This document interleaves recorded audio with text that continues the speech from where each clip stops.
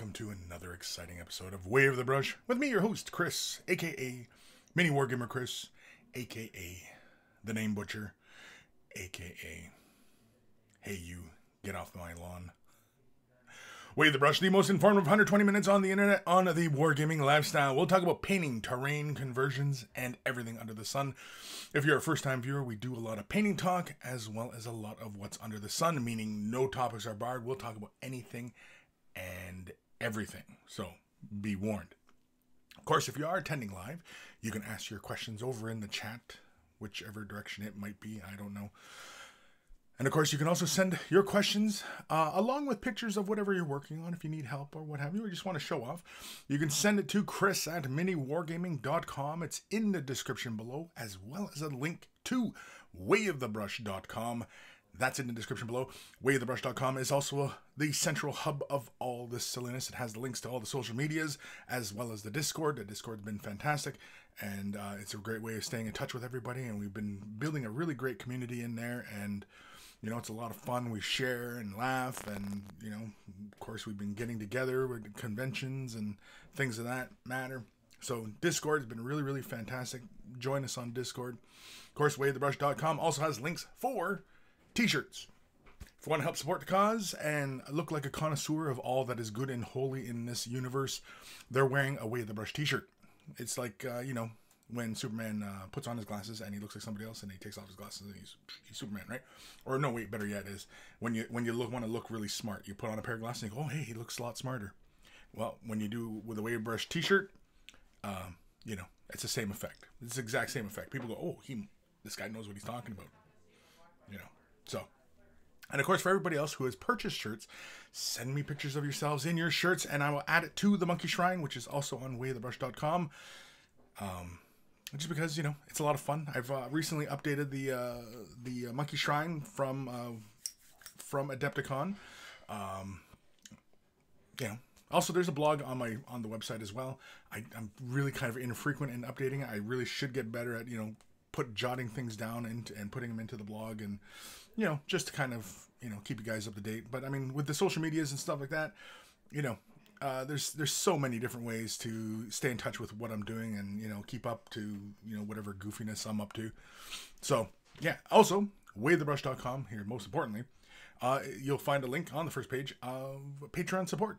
So if you want to help, you know, monetarily, by all means, please. Thank you. And a big thank you to all my current Patreons, or patrons, I should say, for supporting. Without them, a lot of these upgrades and a lot of these things, site maintenance and stuff like that, just, you know, I wouldn't be bothered, you know. So it really, again, because Way of the Brush is all about you guys, and, you know, the love coming this way, got to send the love back out. Love comes back, love goes out. Love. That almost sounded kind of wrong, but anyway, or right, depending on which way. Anyway, so patron support, big thank you to all my patrons, and if you're considering patron support, you know, a big thank you to you as well. And so, you know, every dollar does help, of course. And yeah, also big prizes. I have a few ideas coming up, so yeah, we'll get onto that later. Today is a pretty good show. I've got a few emails. Definitely, I'm really excited to show. I finally got Dark Commission's piece photographed, so we'll be showing that off today. And so yeah, we're gonna talk all sorts of stuff today. Talking all sorts of stuff. And of course, yeah, this is the first show back from Adepticon, so got lots of things to talk about. And yeah, what else was there's something else in my intro spiel I'm forgetting. Hear my wife doing dishes right now. Oh, right. Guy Mir Alfur. Big thank you to him, aka Carl, aka Beer and Blood Bowl. That's his YouTube channel. Check him out if you love yourself some beer and you love yourself some Blood Bowl. Beer and Blood Bowl is where it's happening. That's where it's at, right? Big thank you to Carl for creating the email jingles before the email segments of the show. You know, big thank you to him for taking the time out of his busy schedule to create those jingles and, you know, bring a smile to our face before we jump into every email and, you know, see what's going on with everybody. And yeah, so Where are we in the comments? Knitfink, hello everyone. Sir Peanut Butter, howdy Kris and Monkeys. Ghost the Starman Deluxe. Geez, Kris, this is really out of character for you. Wasn't expecting this at all. No, this is kind of an odd thing, right? A Saturday at noon. You know, this is madness, I think. This might be madness. George Hintz, how was the con? The con? Like the big con? Like I was pulling off a job and getting away with a whole bunch of gold bricks in the back of a Mini? Like that kind of con? The con was good, man. The con was good. Should have been there. You got to come. You got to come to Adepticon. If you're on the North American side of things, you really have no excuses not to go to Chicago. I mean, it's so easy to get there.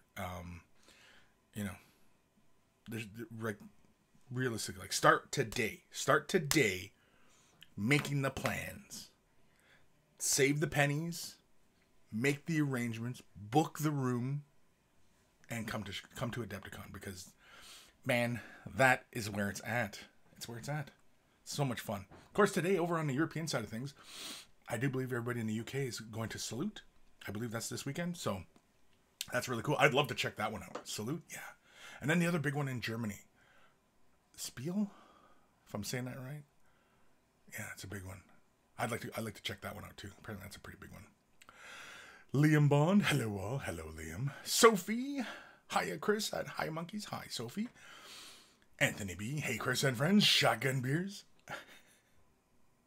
I shotgunned a few beers at Adepticon, not during the game though, because you know we didn't want to get too sloppy, and we had a lot of fun at our big game. So yeah, come to Adepticon because we have the big game, and you know I've been talking with Matthew, and a big thank you to Matthew for all the work he's done for the meet and battle. The way the brush meet and battle. He's been fantastic, and I give him crap all the time. That's just to keep him humble, right? So yeah, but always much love to Matt, because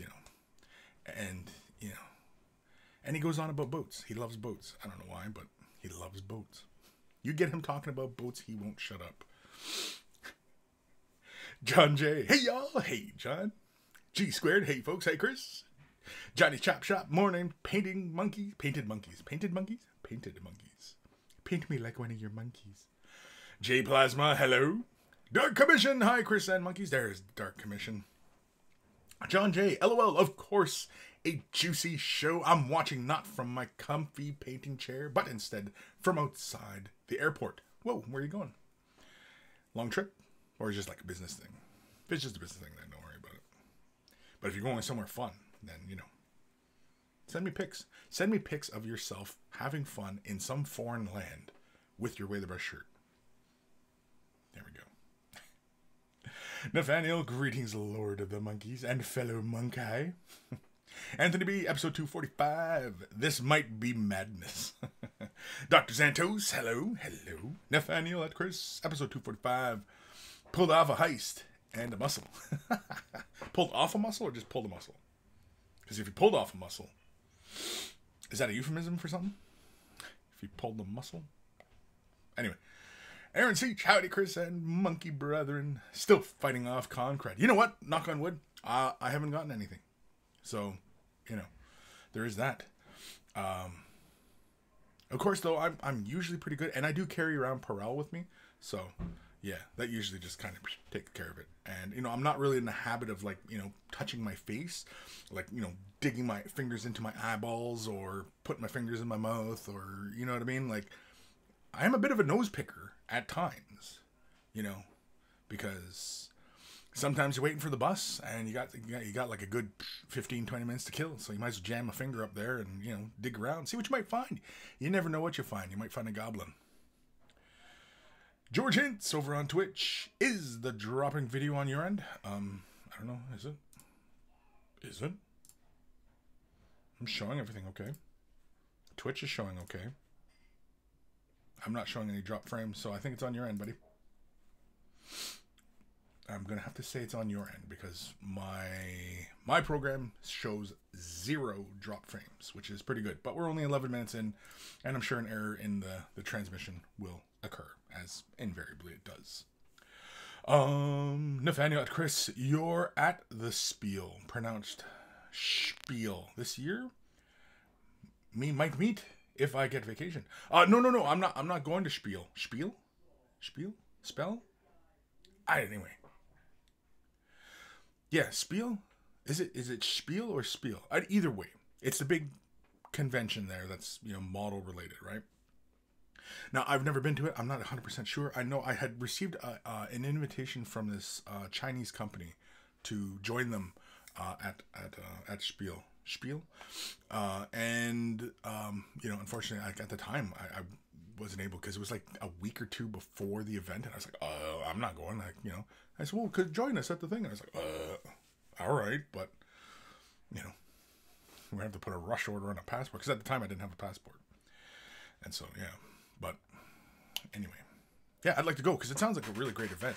Unfortunately, I'm not up on a lot of German, as far as the language is concerned. So I'd be walking around going, huh? What? Who? I'm sorry, could you repeat that? So anyway, Aaron Seach, Matt will shut up about boats when he wants to kill Kris, and you deploy next to him with an Imperial Knight.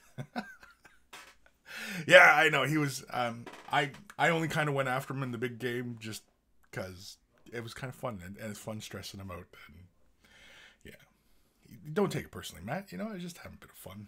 Come on. That's why I said, and I mentioned this in our Discord. I had mentioned that maybe next year I might not play, or I might not play too much, because I might concentrate on filming it and making a really kind of kick-ass video from it. I'd really kind of like to have, showcasing everybody's army and maybe quickly talking to everybody about their armies, especially because what was fantastic about this year at our game at Adepticon was that everybody showed up with painted armies. So when it came time at the end to present a best appearance award, which was really nice, and congratulations to Jason, of course, and of course we'll get to him because he sent me an email with pictures of his stuff, and so, because I forgot to do that at the time. I got a picture of him with his award and everything like that, but I didn't take pictures of his army, and I was kicking myself in the butt on the ride home, and I was like, oh, I missed opportunities, and I freaking hate missing opportunities. So, I begged him and pleaded with him, and I said, my God, man, you have to send me pictures of your army so that I have at least some record of your fantastic painting. And so, he did. And of course, I think for next year, for next Adepticon, I'd like to have more awards or maybe some prizes. And so, again, as I've mentioned previously before, with Patreon support, it does allow for these kinds of things because, again, it helps me budget out these kinds of things. And I definitely like to do these kind of giveaways because, again, I like to, reciprocate the love, right? So, love's coming this way, and then I, reciprocate it back. And having these kind of things I think is a great way to get people fired up and and have fun, and of course encourage people to come play with us because our big game was a lot of fun and everybody's armies was painted. We had a really great looking table. Wasn't quite what Matt had envisioned, but that's okay. But that it didn't really matter. The table looked great, the armies all looked great, everybody's armies were painted, which was a big thing. And so I thought it was just awesome. And we had fun. We sat around, we drank some beers, had some laughs. I stressed Matt out, and for me it was a good time. I don't know about everybody else, but oh, I think maybe one fella he might not have enjoyed himself. He might have, well, other than Matt, of course. But yeah, I think one fella he might not have had too much fun because he didn't kind of stick around to the end. He was kind of just he wasn't having any of it for some reason, so I don't know. Oh, man. John J. Pulling on your muscle is illegal to do it in public, I hear. Yeah, well, that's what I hear. I haven't tried it, but in public. In private, all day long, man. Twice before I even did the show. Goes to Starman Deluxe. Picking your nose is like a box of chocolates. You never know what you're going to get. John J. If you were a booger, I'd pick you first. Oh, that's like some Valentine Day stuff right there. That's wretchedly sweet. Yeah, that's... Is that how you landed the little lady? Is that how you landed her? You said, oh, honey, if you were a booger, I'd pick you first. I'm going to use that one. That's a good one. I like that. I'm going to add that to my repertoire of moves. I don't got any moves. Goes to Starman Deluxe. You're pronouncing Spiel right, by the way. Am I? Spiel? Spiel? I don't know which one was right. Spiel or Spiel? Probably the Spiel, right? Because I think there's a lot of sound in German, isn't there? Anyway. Vasily Shimko. Hi, Kris and the Monkeys. Hi, Vasily. It's been a little while since I've seen that name popping up. Anthony B. Not sure when I can make the trek to Adepticon. Wife and I are expecting our first child this year, so I'm sure that it will take most of my time up for the next 18 years. LOL. Well, yes, but as with everything in life, I'm not saying drop everything what you're doing and come visit us in Chicago. But as with everything in life, how can you ever have time unless you take time? So, again, it's a year from now. And if the little papoose is due in a few months, maybe bring them along. Who knows? Who knows? Maybe come for a couple days. Who knows? Who knows? Of course, if you do that, she's due, especially if she's due near the time. Oof, man. Yeah, that'll be tough. Well, no, you already said you're expecting, so who knows? Who knows? Who knows? Something may come up, and it might just be, the right opportunity. And if you don't, there's always next year, the year following, the year after. I got a feeling we're going to keep doing this until basically somebody says, you know what, Kris, this is a waste of time, and I wouldn't bother doing it. Even then, I might still do it. Just be me sitting at a big table. Nobody around. Sorry, I'm kind of like burping and hiccuping at the same time here. Oh, man, I'm choking. John J. Grats at Anthony B. Have 2 youngins myself. Best wishes. Yeah, I have 2 as well. They're not youngins, though. They're adults now. So, good luck. Good luck. You know what the fantastic thing is like when they're really small like that, and you're trying to encourage them to talk, when they start, getting to that phase where they start, making sounds and they start, trying to form words, and then trying to coax them into talking, right? So you spend all day long, right? You have the baby, and you're feeding and burping and, you're laughing and playing and you're coaxing them to talk and, then once they start talking, they don't frickin' shut up. And then you spend the rest of the 18 years trying to shut them up. Just, it's like, oh, stop. Just, what are you talking about? What are you talking about? What are you talking about? You don't know what you're talking about. You're talking crazy.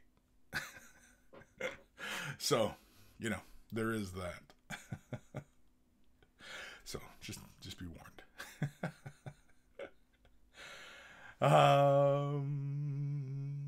Totem load. Afternoon. Can't stay for long. Just played rugby and I can't really move my arm. So, that's fun. Rugby, yeah. Are you a big guy, Totem Lord? Yeah. Rugby? Or are you just like the game? Because if you like the game, either way. Because rugby always seems like it's, big burly men. I don't know. Never played myself. Like, rugby. Never mind.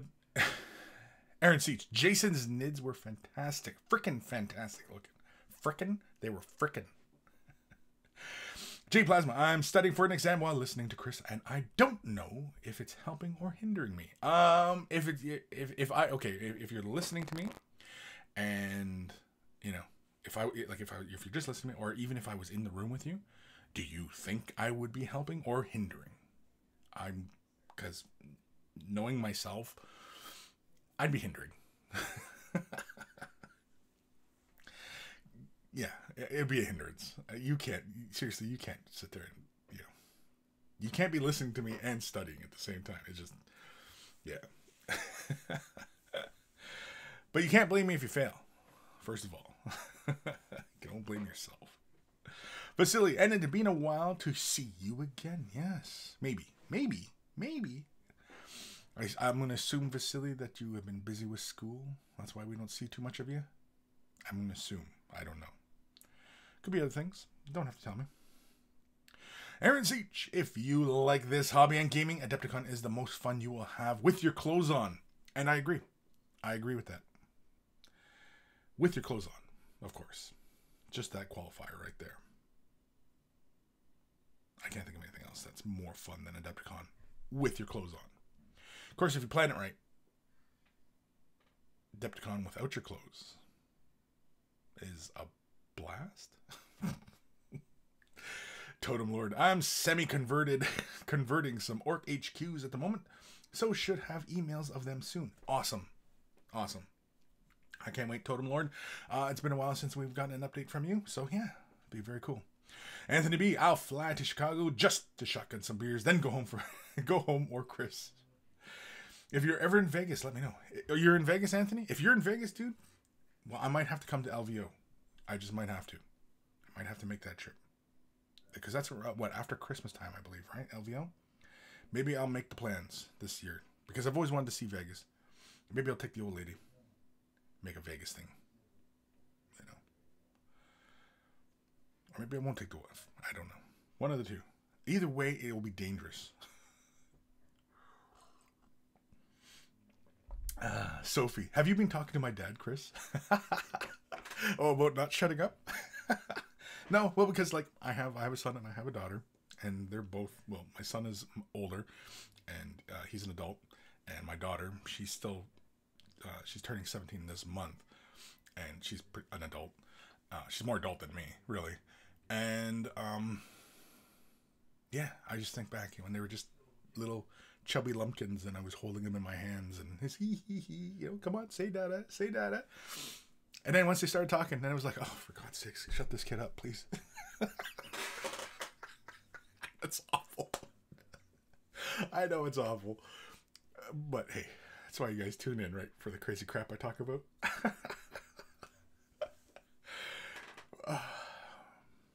But having a family is the greatest thing in the world. No, it is. It's great. I wouldn't trade it for anything. And, you know, like I had gone to Adepticon and I brought my family this year. And so I wasn't at Adepticon too much as I would want it to be. But it was fine. It wasn't like I was like, because I had my family with me, but we were doing touristy stuff. And I had been to Chicago 3 times previous to this year and never saw Chicago. And so, you know, I wanted to do some touristy stuff. And so I brought the families here. We did touristy stuff, but it was kind of exhausting. It was for some long days, you know, doing Chicago stuff and then having to go and teach a class late at night and, you know, do Chicago stuff and then play our big game for 6 hours. And then, you know, so next time I would rather do just Chicago stuff with the family or just do stuff with my family. Cause I do love doing stuff with my family, going to see places and, you know, and doing all sorts of fun stuff and just showing the kids the world, you know.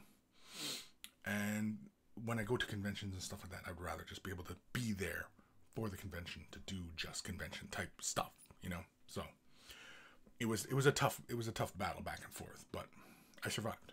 And knock on wood, I'm not sick, which thankful. Nathaniel Kris, episode 245, and then they won't shut up. No, you're so busy trying to get them to talk, and then you spend the next 18 years trying to shut them up. Not trying to shut them up, but, you know, you're like, oh, just shut up. It's just kind of exhausted. Just stop. I get into a lot of discussions with my son sometimes, and like we talk a lot, and, you know, sometimes I'm just kind of, no, that's craziness, you know, stop.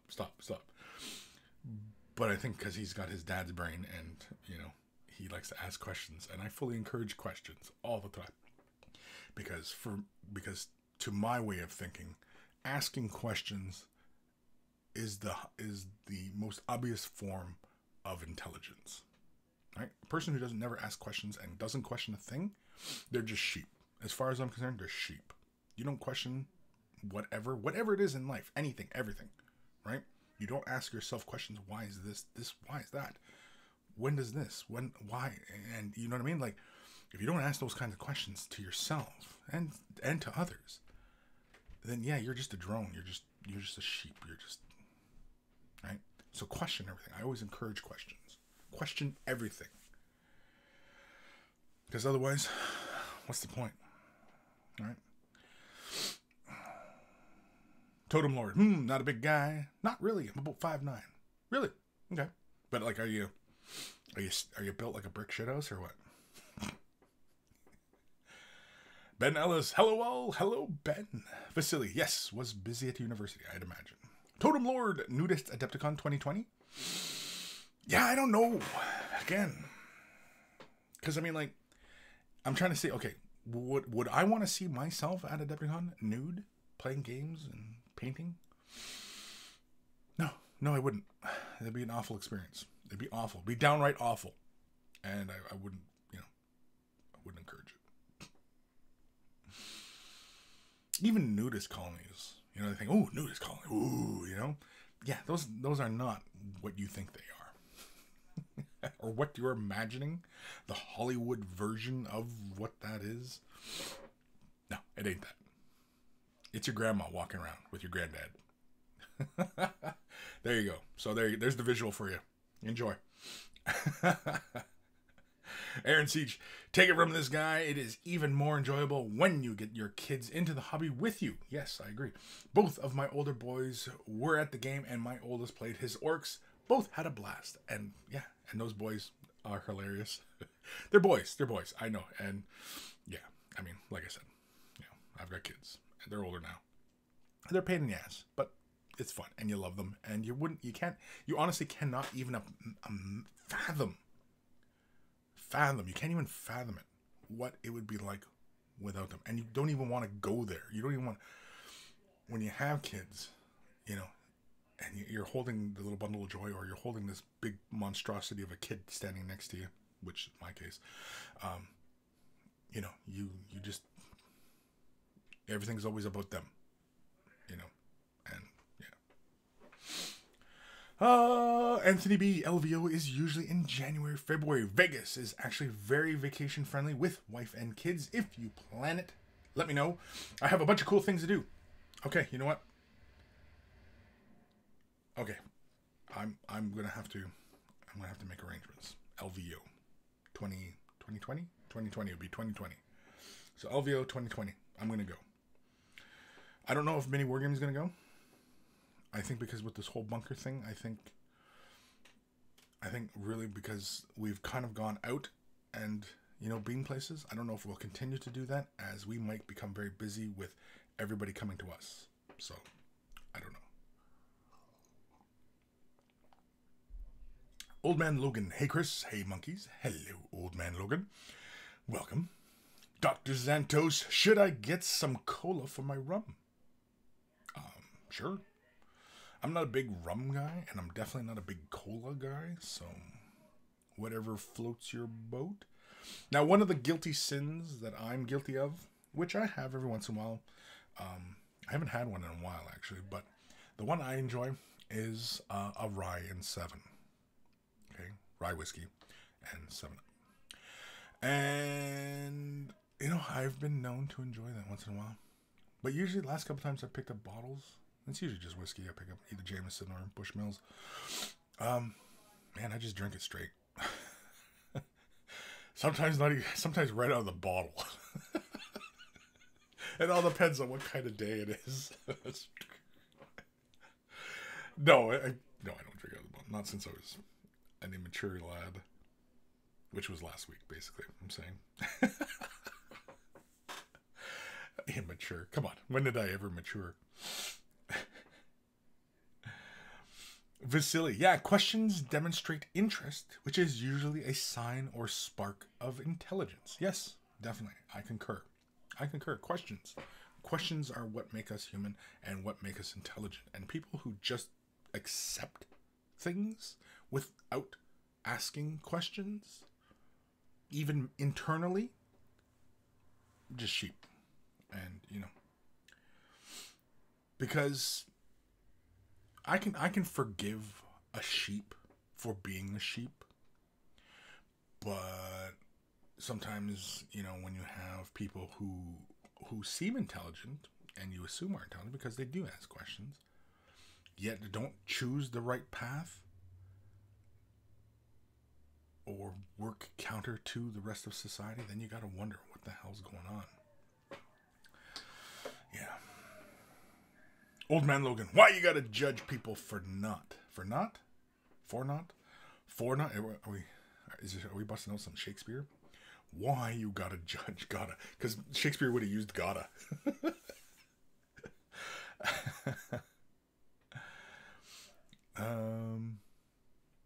Is there problems with the thing? No?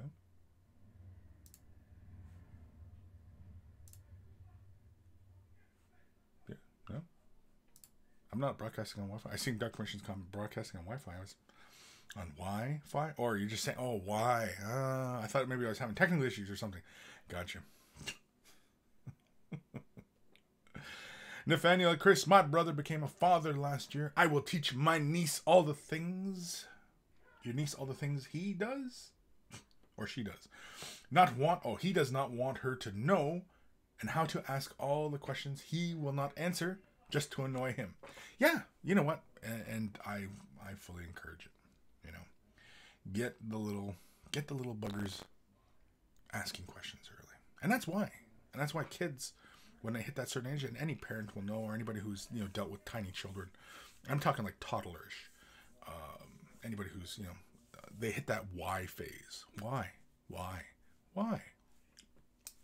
That's a sign of intelligence. And unfortunately, you know, we spend so much time, you know, trying to shut the little characters up, and not answering their questions, you know, because we don't know, essentially, is what it is. Or we're embarrassed by what a response is. Whereas with my kids, I mean, like, there was moments like that, but most of the time I answered their questions as honestly as I possibly could, even when they were tiny. Answer their questions, you know. Why? And I explained to them. But then just to kind of shut them up, I'd start to give them really kind of technical answers for things, and I'd let their brain chew on that for a while, and, you know, that was usually what would shut them up. I start, you know, like, why does the sun come up? And then I start explaining, you know, the things, gravitational pull, light, and all this, and, you know, get really, you know, astrophysics on him. And then he'd be like, all right, I'm done talking to Dad. Dad's not going to give me a straight answer.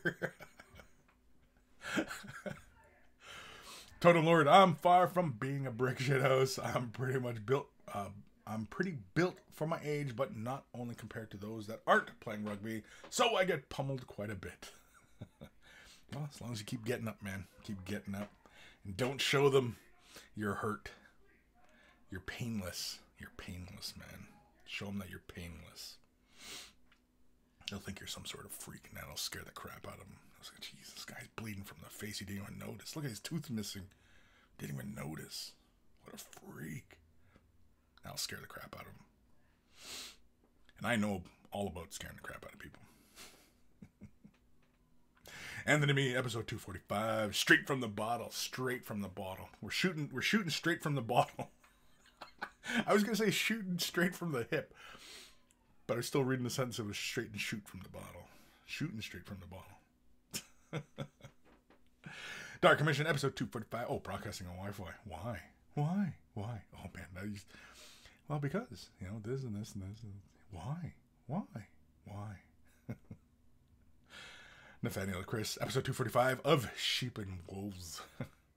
Johnny's Chop Shop. First, he calls us monkeys. Now, woolly monkeys? Dark Commission. Dr. Santos, why are they called monkeys if they don't have tails? Huh? Wait, what? What? Why are they called monkeys if they don't have tails? I don't know. Vasily, episode 245. I know all about scaring the crap out of people. Yeah. Man, I used to get picked on a lot when I was much younger. Then once I started hitting a growth spurt and started entering puberty and stuff like that, oh yeah, then I turned it all around on everybody. And in fact, I probably became the bully. But you know what? Screw them. You know, everything comes around. You know, always remember, time and life are circular. Unless of course time is actually not a thing. I was actually watching, I've read a few things on time. I was watching a video the other day. I was talking about, you know, time, and basically because I had heard about this theory a long time ago, about basically how when they're trying to work out the theory of everything, that everything kind of gets muddled up, and because they keep factoring in time. And I remember hearing this one theory. I can't remember what it's called right now. The Wheeler? Something in Wheeler? I think that's what it's called. Anyway. And basically they remove time from the equation. And everything works if they remove time. And they talk about time as a dimension, right? But if time is a dimension, then 1D universe, 2D universe, and 3D universe, if we consider ourselves living in a 3D universe, then in actuality, we live in a 4D universe. Because time, right? And if time is a dimension of space and the universe, then why wouldn't it be a part of the 2D universe? Why wouldn't it be part of a 1D universe? And in fact, those would become 2 and 3 and 4. You know what I mean? And so, yeah, time is a construct. It could very well be time is a construct of how we account for entropy. So, something else to think about. Anyway, what was I talking about? Anthony B. Sheeple are people too. Sheeple are people too. I'm not saying they're not people. And let them go about their business because, yeah. If you're content to let bees be bees and birds be birds, then let the sheeple be sheeple. Let them be. But recognize that they're sheeple. Johnny's Chop Shop. What are the qualifications for being called a brick shithouse? The qualifications, I would say, when you are dense, that's really what it is. So you've got muscle. So no matter how tall you are, your muscles, you know what I mean? Yeah, that would be my qualification. Is that, I'm sure this has been used to describe him, but Aaron, Mr. Siege, I'm sure has been described as a brick shithouse. And if you see pictures of Aaron, that's kind of what I'm talking about.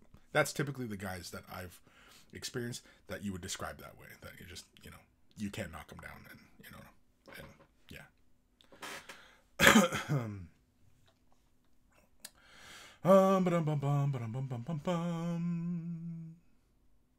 Dr. Santos, my best trick to scare people is just casually appear next to them and just stand there.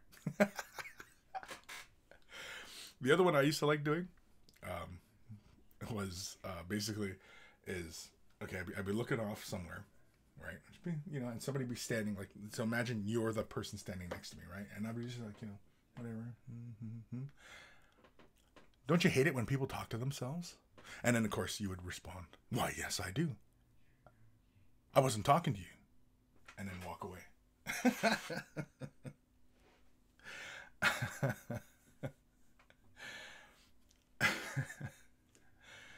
That was one of my favorites. Anyway. Demon Wraith, 808. Hey, Kris. You demand what's the best color for pale flesh for my Black Legion best wash to use. Best wash. Okay, if you're going to use Citadel washes for pale flesh, I mean, I'd probably start off with something like, you could probably start off with, say, Ricard flesh. You could start off with Kislev flesh. Kislev flesh tends to be a bit more vibrant on the fleshy side of things, whereas something like Kislev flesh, or Ricard flesh, excuse me, is a bit paler, right? I kind of like this one. I started doing Abaddon, and I used this as the base. This was my base color. Then I added, what did I add? Oh, I took Bugman Glow, broke it down to a shade wash, and then filled in the recesses and everything like that with Bugman's Glow, and used that to do his skin. But that's a bit more color in him than I think what you're looking for. If you're looking for something really kind of pale and, kind of gaunt, I would probably go with Ricard flesh, or even, you could even start off with like flayed one flesh. I know there's a new one for the Ideneth Deepkin, and I think it's the same tone. I don't know. I haven't played with it. It might be this exact same tone. I don't know. It might be different. Again, I'm not sure. I haven't played with it.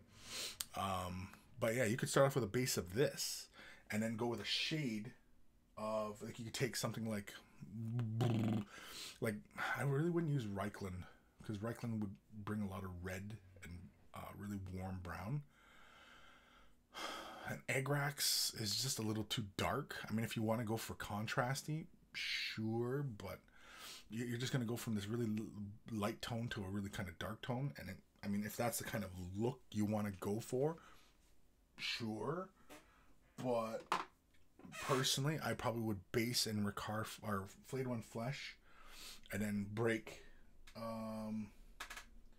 maybe even Cadian Flesh Tone or Kislev Flesh into a shade wash and apply it that way, and then just reestablish with Flayed One Flesh, and then maybe add just a touch of White Scar to it, and just add final tiny little highlights to it, and, you know, call it a day.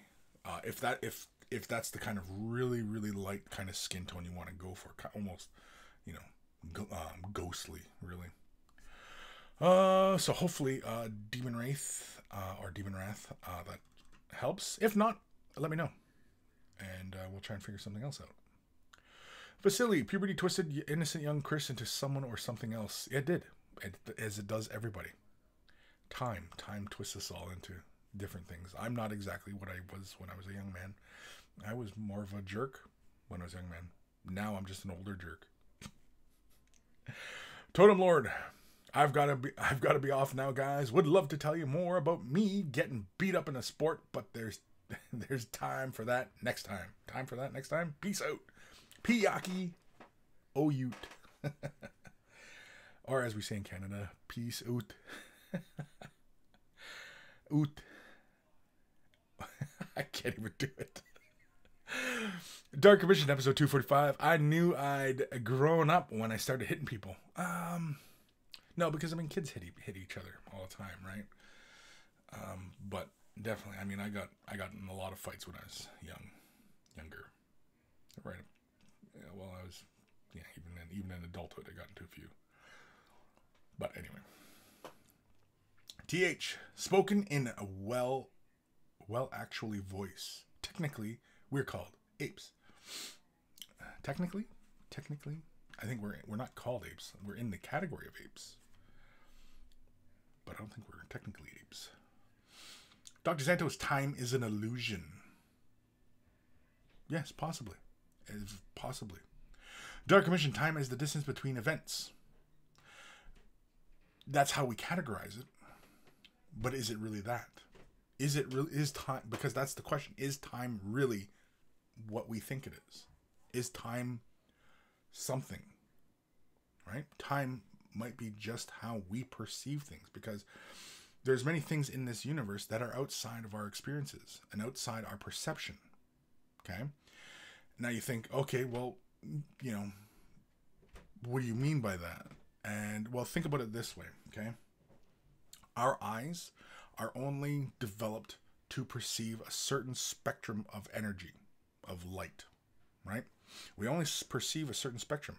We know beyond infrared and ultraviolet and X-ray all the way through the spectrum of the electromagnetic spectrum, right? We only perceive a small amount of it. And we don't even perceive infrared, whereas we know that there's animals on this planet who perceive infrared, right? The ability to see heat. It's like Predator, right? We can see the heat. So, we don't see those things, but we know they exist. And we know there's life forms that do perceive that. And so, again, you know, just because it's beyond our perception and perception to see it and actually feel it, it doesn't mean that it's not there and it doesn't exist. And you know what I mean? And so time, is it really something that's there, or is it something that, you know, isn't? And it's just something outside of our experience that we have yet to rationalize. Nathaniel at Kris. In layman terms, you were explaining the Wheeler-DeWitt equation. Wheeler, yeah. Okay. it was a while ago. It was like quite a while ago. I had heard about that one, and I was like, that's kind of interesting, because I found it very interesting that that the models of the universe that they were creating, and when they took time out of it, that everything was working, and it was quite interesting, because really, then what is time, right? And I think that's brilliant, and I think that's something that may gain traction in the next probably 50 years, probably. So, anyway. Sir Peanut Butter, only unlike dimensional space, one cannot move backwards in time. Right. That might not even be a factor. And, you know, but, I mean, what if we have the ability to cross, you know, dimensions? If we truly live in a multiverse. And it's speculated that, you know, there are infinite universes. And because one of the other theories that I had read was why they started going into the multiverse and everything like that was because gravity. Gravity is this force that confounds and everything like that. And of course, when gravity is spread out amongst other dimensions, that the equation for how weak gravity is within our universe, it makes sense across, you know, a multiverse, that the force of gravity actually starts to add up, and it makes sense that, you know, but again, that is only how we perceive things, right? Again, there's things outside of our perception that we know exist, but, you know, we can't perceive them. And so we have to leap beyond that. And basically, it requires humans to begin to evolve past those points, and, you know, or just simply start using computers and, you know, basically merge with the machine. Who knows? Who knows? Who knows? Anthony B, if friends and loved ones always ask you to move any type of furniture, congrats, you're a brick house. Yeah, pretty much. Dr. Santos, I'll be back later. Gonna get some cola now. Cool. Aaron Seach, barely 6 foot tall. I can still bench 300 pounds and squat over 600. Holy shit. So yes, I've been referred to as a brick shit house quite a bit, actually. Yeah, I know, Aaron. I've never referred to you in such a fashion, but I know 100% you've been referred to that, as I'm sure your stature is, you know, it qualifies for that category. Air Enforcer. Oh shit, hope I'm not too late to the party. No, not too late. Dark Commission. Since I got fat, I'm now a rubber house. More of an inflatable tent, kind of. Demon Wrath. Thank you. No problem, dude. I'm glad I can help. And of course, if you do have other questions, please, you know, feel free. Anthony B, I wonder which hormone monster Kris would have. Mine would be the decrepit thing. Is you the man, Steve? Razio, what?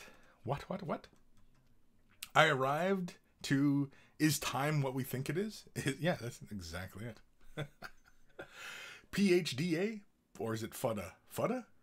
Wow, I just got here. We're going deep. We are going deep. That's what Way the Brush is sometimes, man. Like I said in the beginning of the show, we talk some painting, and we'll talk about anything and everything. And we got on the subject somehow of time. I don't know. How the hell did we get there? How the hell did we get to time? Time being possibly a construct. Possibly not even existing. That time is a fabrication of how we perceive entropy, right? Because we know entropy is ebb and flow. Sup, everybody? Sup? Ben Ellis, time seems to be a person's perception a bit like the dollar effect. It's apparent change in frequency, like standing at a train station. You can hear the train approaching, and it sounds like different from as it passes you, but it's the same sound. Yeah, I understand. Yeah. Is time that, right? Dollar, I think, are you talking about the Doppler effect? Yeah. Rezio, anyone ever watched the anime OVA record of Lodos War? No, I have not watched that. Not heard of it. Send me a link. Send me a link. If it's good. If it sucks, then obviously don't bother. Enforcer, what the WTF? I wake up and Kris is talking science stuff. I'm interested in many things in this world. I'm interested in this world. And, you know, I like to understand things. how they work, what this really is. What is this all about? Vasily, episode 245, a philosophical episode for the monkeys. It's not philosophical. It's not a philosophy. These are just theories. These are physics theories, but they're not philosophical in nature. Although, maybe that is where we head, right? Where science, philosophy, and all the sciences as we understand things become one subject. And it's all just how we understand and perceive the world. And, you know, everything truly is merely the state of atoms, right? Because what is it? What is our consciousness if not merely atoms moving about, conveying messages back and forth, and eventually break down? An atom breaks down on its own? Or is it derived from the collision of other particles that are yet unperceived? Is that truly what decay and entropy are? Who knows? Anyway. Johnny's Chop Shop, Way the Brush, episode 245, the modern period of philosophy. Enforcer, episode 245, holy shit, we're getting smart talk now. No, I don't know if it's smart talk, but it's just talk. I don't think these are very complex subjects. I think the fear that people get when we start talking about these kind of subjects like this is it starts to make you question what you understand about our world. And I think that little tiny bit of fear, that is that primitive little hominid in you, that primitive hominid that first started to experience consciousness. And he starts to get scared again when something deep questions the very core of what he thought was real. And so that's what that is. So when you get into these deep kind of moments like this and you feel that little sense of fear in you, like, what if? That's what that is. It's that little hominid in you going, oh, I don't understand this. This is scary. I just want to go back to being a sheep.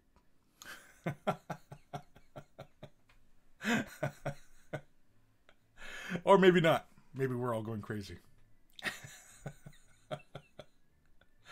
Vasily, I like that there are two conversations going on at the same moment, time and bodybuilding. And yet, they are the same subject, time and bodybuilding. Because building your body takes time. Does it? Does time real? Is it even necessary to build your body? Your body builds automatically without your instruction. So it becomes a question, a loop again, a loop. Everything's always circular. Ripley D, hey monkeys, hey. Anthony B, episode 245, we're going deep. What time are we at? Oh crap, we're almost an hour in. We haven't even touched any emails yet. I got a few good ones too. Raziel, I loved Death and Robots last week. Yes, Raziel, thank you. Love Death and Robots. I loved it too. I was actually talking with Dave the other day because yeah, he had asked me if I had seen it. I was like, dude, yeah, so yeah, loved it. Loved every episode.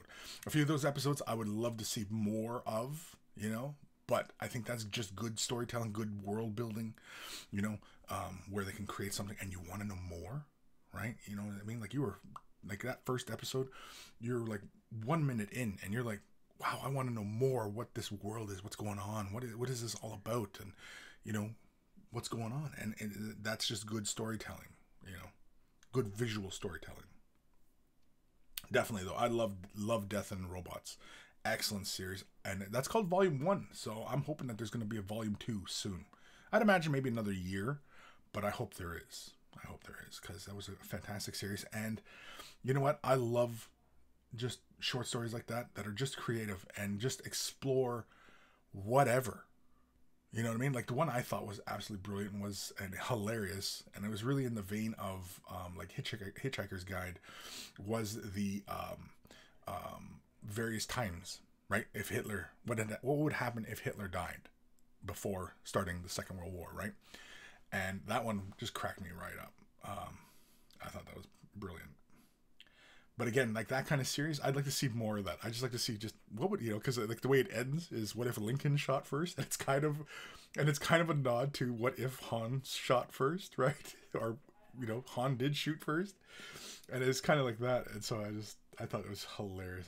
It was brilliant. I loved it.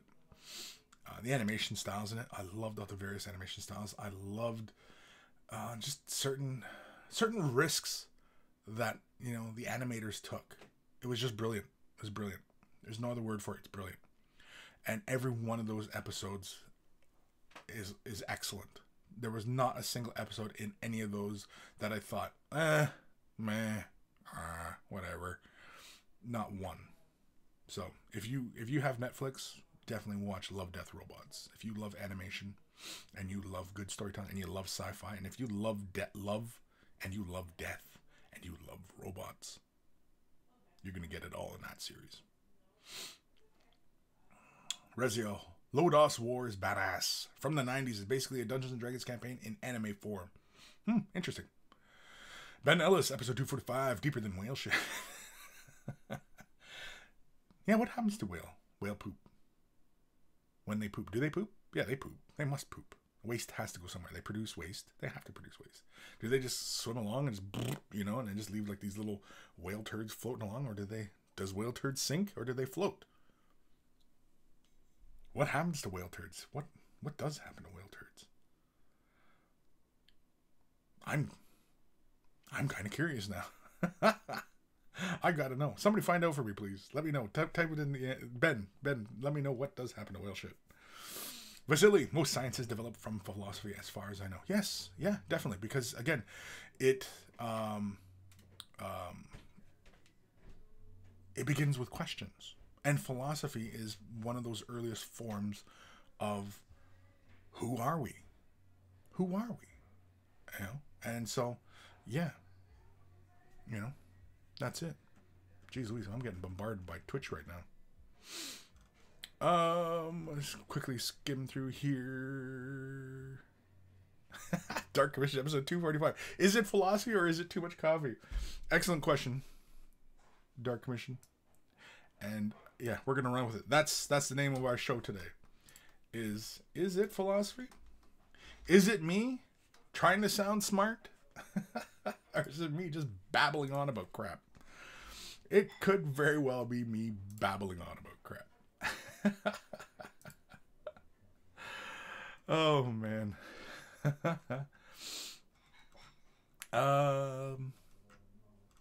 Yeah. Over on Twitch, TP for the bunghole. Hello, sir. Hello. Two footings. Are you my dad? WTF, LOL, ha ha ha. Am I your dad? Am I your dad? I could be. I don't know. Probably old enough. If you're asking questions like that, I might be your dad. So anybody asks you, who's your dad? You can say, yeah, it's this guy on Twitch. I just saw. Crazy dude.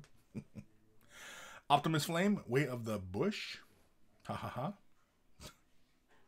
These comments are kind of crazy. TP for the bunghole. I'm a vegan. I'm sorry for you. I feel bad. Do you want a supplement? Carl Azdic test. Are you a musketeer? Am I a musketeer? Yes, I am. I am. Two footings. I don't know what that name is. 250 bits if you suck on your mustache. Suck on it? Like sensually, or just kind of like I'm getting a piece of soup out of it.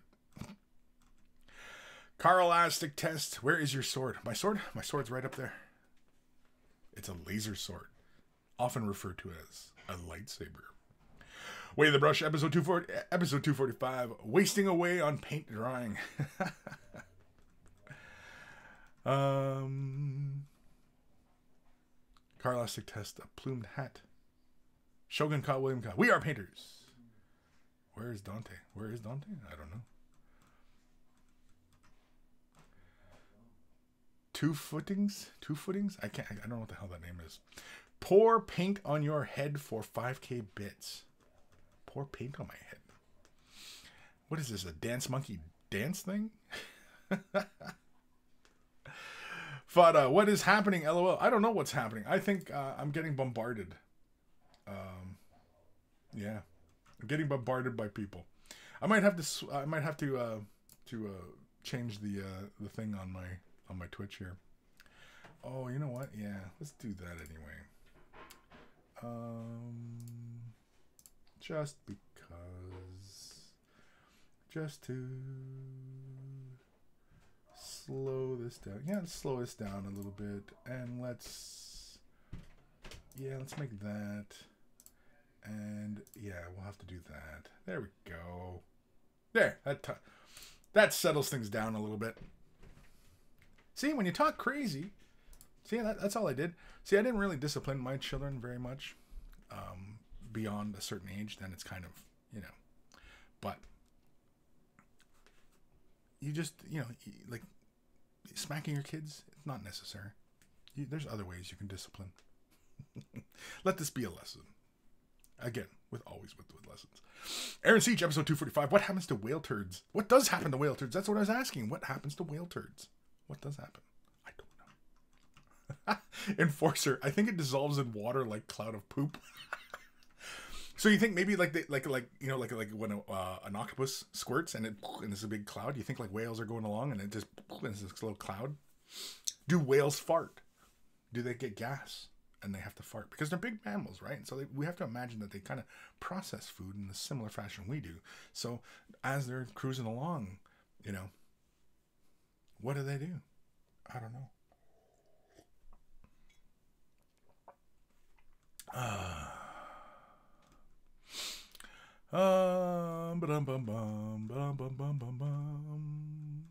Sir Peanut Butter, we all know what happens to whale vomit. Makes perfume. Does it?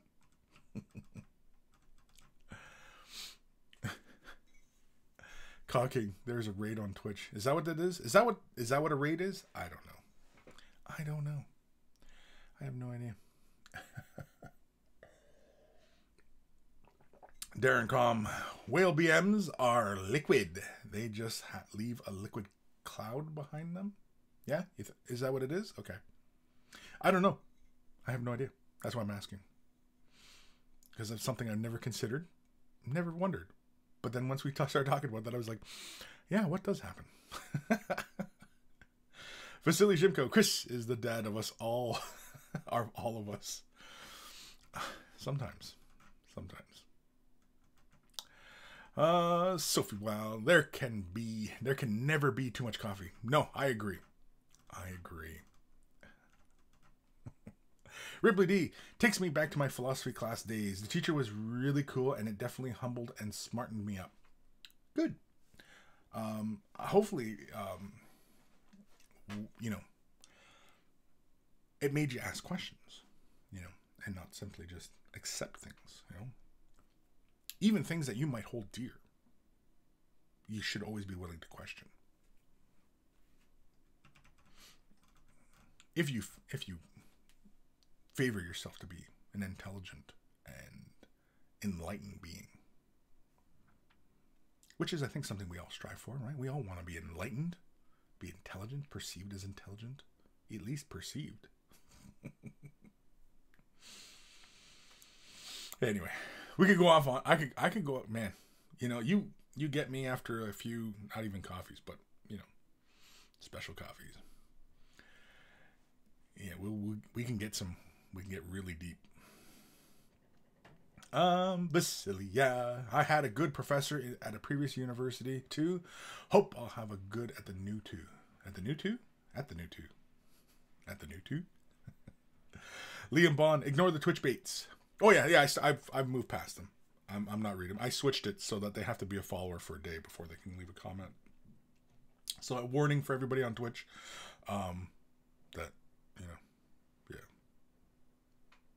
that's okay.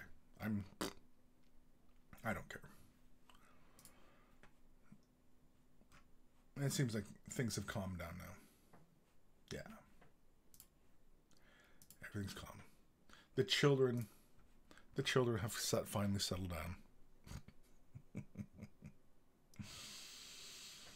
Old Man Logan. Well, at least you know you have reached another level on Twitch now that the trolls have found your stream. Is that what it is? Another level? Is this a common thing on Twitch? Because if this is a common thing, man, I'll stop Twitch right now. I don't want the Twitch. I do the Twitch because you guys asked for it. And I like to accommodate. You know. But if it's a pain in the ass, then no. I'm not going to do it. Dark Mission Whale Farts. Solving the mystery of Marie Celeste. Shogun Ka. It's time to blast the monkey jingle. I think it is time to blast the monkey jingle. Holy carmoles. Yeah, it's almost 10 after 1 already. John J. Found out that Jaws was based on a shark attacks in New Jersey that killed 4 people in 5 days back in 1916. Really? Didn't know that. Interesting. Dr. Santos, did Kris do an email yet? No, he has not. I mean, I have not. Not that I'm talking about myself in the third person. Ripley D. Oh yeah, I learned to question everything, especially the things I believe and hold dear. Yes, definitely. Question them. I'm not saying you have to doubt them and reject them. But where does that come from? Where does it stem from? Right? This deep-held belief about whatever. The way you see yourself. The way you perceive, you know, notions of spirituality or any of that. And you got to ask yourself, well, why is that? Where did that come from? And you know what I mean? And just dig a little bit, you know? And it's all about just, you know, knowing yourself, really. That's all it is. I'm not saying, you know, reject everything that you think you know and don't know and, you know, nothing like that. Because that's just crazy. Enforcer, is this real life or is this just fantasy? Caught in a whale turd, no escape from the Twitch stream. Yeah. That's great. That's a great one, Enforcer. Good call, James. Good call. Here's to you, buddy.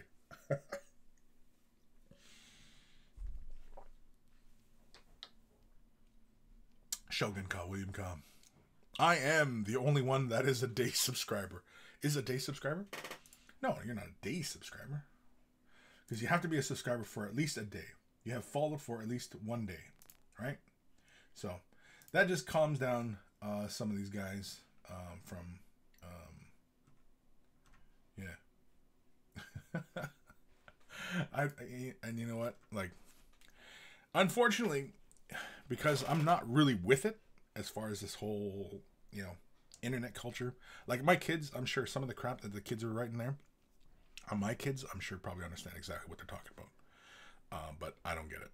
And so it doesn't faze me. And yeah, so it might make me look, you know, old and out of touch, but you know what? I'm glad. Because, you know, in my day, when people had beefs with each other, they settled it another way. John J. Ripley's Believe It or Not. Believe it or not, I'm walking on air. Now you're all going to have that song in your head. Some of you going, I don't know what song that is. Raziel, hey, if I want to paint that chromish green like you get on the green bottle, fly. Which of those color ship paints would you recommend? The green bottle fly. Oh, like a green bottle fly. Okay. A color ship paint? Oh, man. The Spastics green. I can't remember what it's called. I think it's just the green. It's not a green red because there. I don't know if there is a color shift that goes from that green red. There's got to be. But in the Spastics one, because I don't know if the Turbo Dork sells a green red or even like a green orangey or even. There's green yellows, but yeah. I'm trying to think. The Spastics one does go from a green to like almost a purple hue. It would be really great on Dark Eldar. And Turbo Dork. I don't have my Turbo Dorks here. Or do I? No, those are my skills. I'm trying to think now. Crap. Hold on. Let me pull up another window here. Turbo Dork. Dudecom. Oh, Dudecom. Oh, no. All these ads. So if you're going on the Turbo Dork side of things,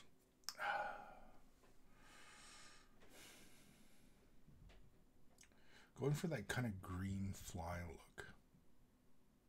That one's kind of tough because, I mean, like, you kind of have to go with Shell Shock, but Shell Shock is kind of like, yeah, it's kind of like this. I just gotta see if I can get myself in the right angle here.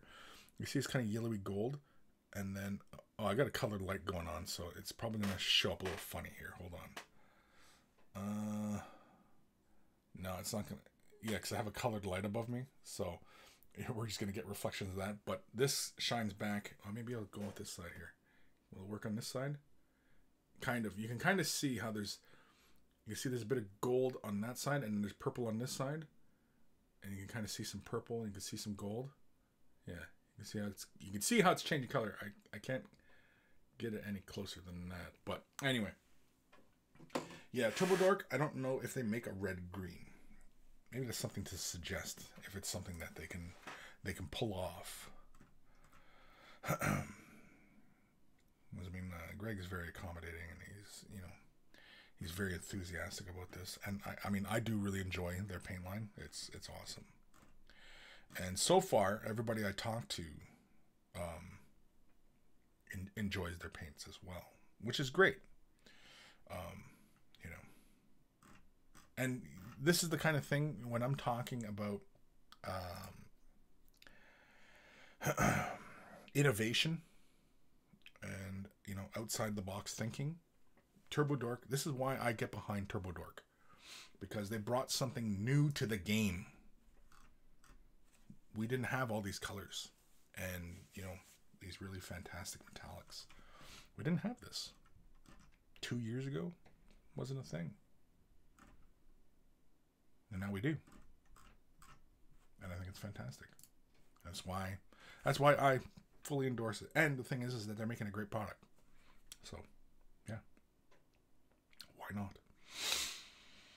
not? Nathaniel, Kris, sadly, trolling is a common thing on all social media. Yeah, I know about trolling, but I wasn't sure specifically, like, the things that they're saying. I don't get how that's any sort of diss, right? So, other than throwing up just blatant racism or anything like that, then, you know, obviously I get that.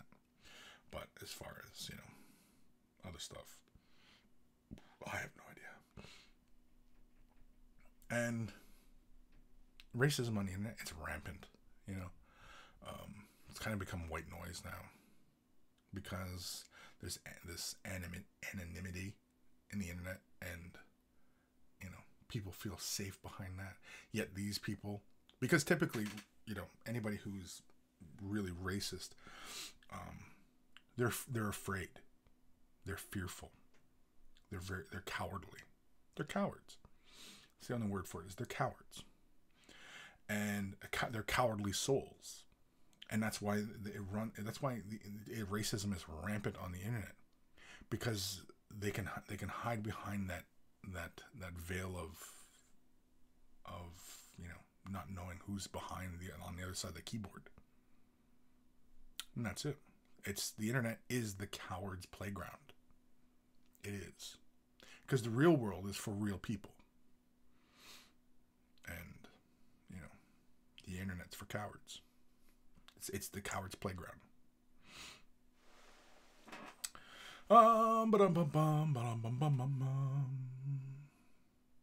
Rezio, look up green bottlefly in Google Images if you need a visual reference. Yeah, I will. I think I know what you're talking about, right? They're like the little green poop flies, aren't they? Isn't that the fly, right? Like the little flies that hang around on poop. Maybe I'm wrong. You know what? I'm gonna check just to make sure. Yeah, these little guys, these poop flies. Yeah, they got the green red color shifting going on. Now I see one picture here. They got like a blue green with a bit of yellow, and that does Turbo Dork make a blue? No, they don't make a blue raspberry. It's got that blue red. Even 3D glasses. 3D glasses is another good one from Turbo Dork, if you want to stay within water-based acrylics. Even blue raspberry. I love blue raspberry. Do I got blue raspberry? I don't got blue raspberry here. I like blue raspberry. It's another fun one. And it just sprays so nice on the model. It looks so great. Yeah. as far as those kind of fly effects like that. But if you're going to look outside of water-based acrylics and go into the realm of lacquer-based paints, yeah, I would look at Spastics. And Spastics, they're affordable. They're lacquer-based paints. If you have an airbrush, great. If you don't have an airbrush, you can still pull it off, but you kind of have to just. It's one of the, working with lacquers. You kind of have to just commit to the brush stroke. I've mentioned before in other videos about just kind of just laying it down. If you're not very confident in just the ability to take a bit of paint and just slap down and lay a nice even coverage and just leave it. If you're not at that phase in your comfort level with painting yet, then yeah, you would definitely want to go by airbrush in that regards.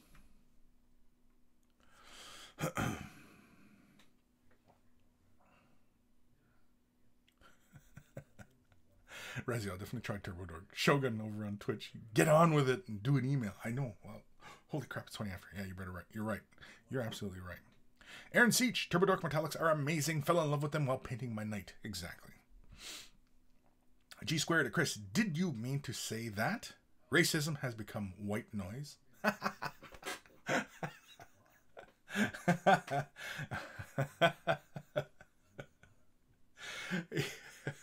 That is what I said, but is that what I meant to say? Was that the meaning behind what I said? Of course not. But that is what I said. When taken in that context, yeah, that just ends up making me look racist, right? Oh man. Johnny's Chop Shop, covering the whole spectrum today. We are covering the whole spectrum, and you know what? We got 40 minutes left of the show. We better just start jumping into the emails. Have details on Discord, Rezia. Okay, awesome. So yeah, let's do an email because we are just like we're all over the place. Let's get back to ground zero and let's ground zero. No, let's just get back on track. So if you have headphones, turn them up or down. But here it comes. Email time. Email time.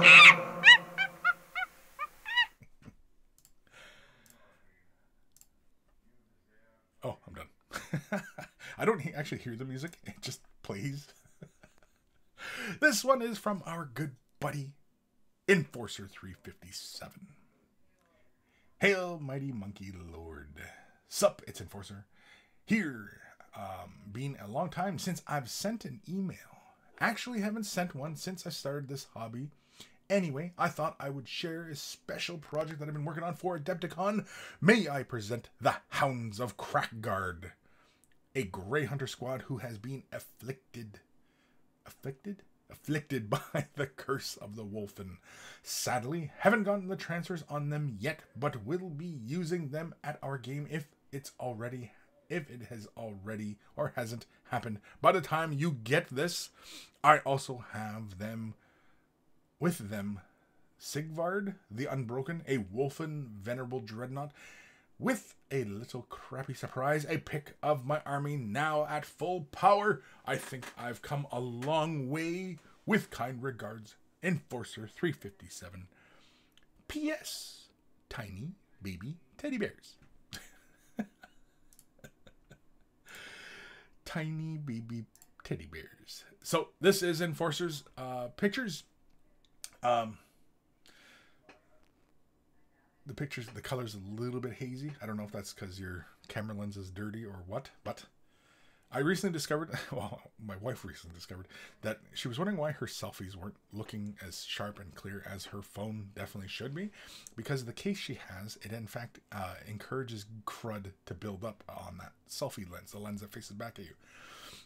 So if you find your pictures are really hazy like this, depending upon what phone you're using, it might need just a little wipe of the lens.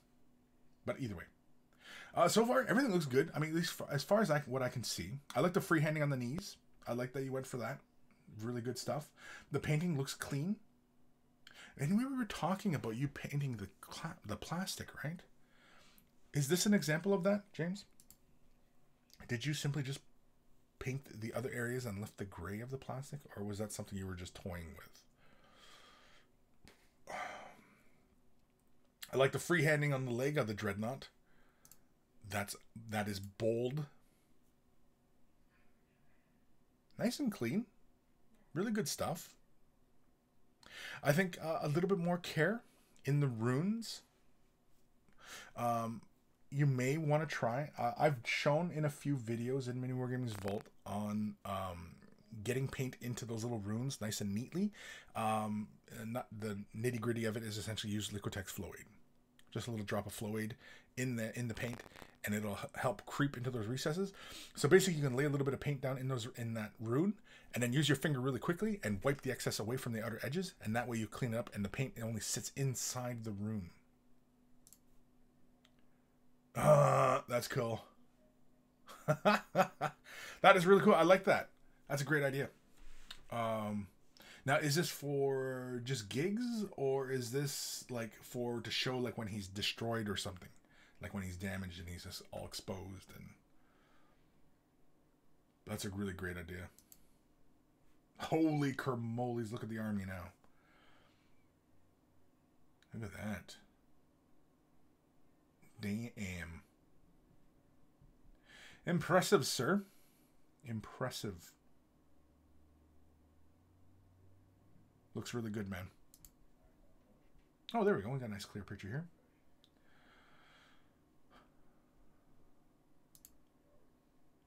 The noise reading, yep. Really good job. I had the pleasure of seeing this model in person, as James had brought this to Adepticon, and we talked about it, and yeah, I enjoyed it, and really awesome stuff, and very, very cool. Your Galaxy S7, that's what's taking your pictures. Yeah, you know, maybe just clean the lens. I don't know. Could be. I'm not saying take care of your crap, but you know, you might want to take care of your crap. Oh, Enforcer says, yeah, his camera lens is cracked. Ah, okay, gotcha. That's okay. Don't worry about it.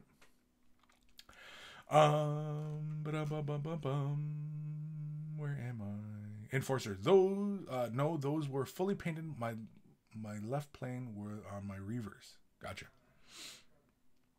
Left unpainted were the Reavers, right? The Dreads, a bit of both, kinda got inspired by a picture online and was like, yeah, I want to do that. Yeah, that's kind of cool. I like that.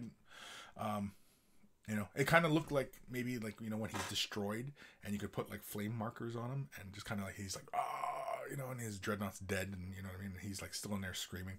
Can you imagine actually being like in a dreadnought? Like, you know, you got wounded in battle and it's like, oh man, what the heck, you know, and oh, my legs got blown off or whatever, right? And then so they put you in a dreadnought and they say, you know what, you can keep fighting, and you're like, whatever, okay, screw it, let's go. And then, you know, that body breaks down and you're stuck inside and you're like, let me out, you know. That would suck. Because it'd be kind of like, you know, like I'd imagine if your dreadnought broke down, that it's kind of like, you know, in a fishbowl, you know, when you don't clean your fishbowl and you don't recycle the water, and so you're in your little tank and things aren't getting recycled and you're like, oh, let me out, and it's like, you know, you're getting covered in your own poop. I know we're off into all sorts of territory today. Raziel. But at that exact moment, the 8-ball rolled through. Yeah, could you imagine you taking a picture of somebody just, oh, yeah, just to mess with James? Somebody shoots the 8-ball through. Let's do another email. This one is from our good buddy Ben. Hello, Monkey Lord. Here is this week's offering, plus a base to use with the Leviathan Dreadnought from previous emails. Kind regards, Ben. And so let's have a look at Ben's base here. Look at this pretty, pretty, pretty little base. I like. Are you using pigments? Because that looks like pigments in the lower areas of the recesses. Or is that just layered in and then some nice dry brushing? Either way, it looks really good. I like it. I like the soft tones on it. I like the many layers of color going on. Yeah, I like it. There's some really good choices going on there. I like the little pipe sludge. That's good. Pipe sludge. Yeah, I like the texture. It almost looked like it is pigment, but I might be wrong about that. I don't know. I don't know if you're into using pigments or if that merely was all just dry brushed. Because it's to me in the in between the big slabs, that looks like you used a pigment there. Or is it? I don't know. I guess I could find out. Yeah, I like the contrast between like the smooth slabs and the rough rocky textures. I like that. It's a lot of texture. Oh, look at these guys. Centurions. I think I still have a box of these in my office. I haven't even touched.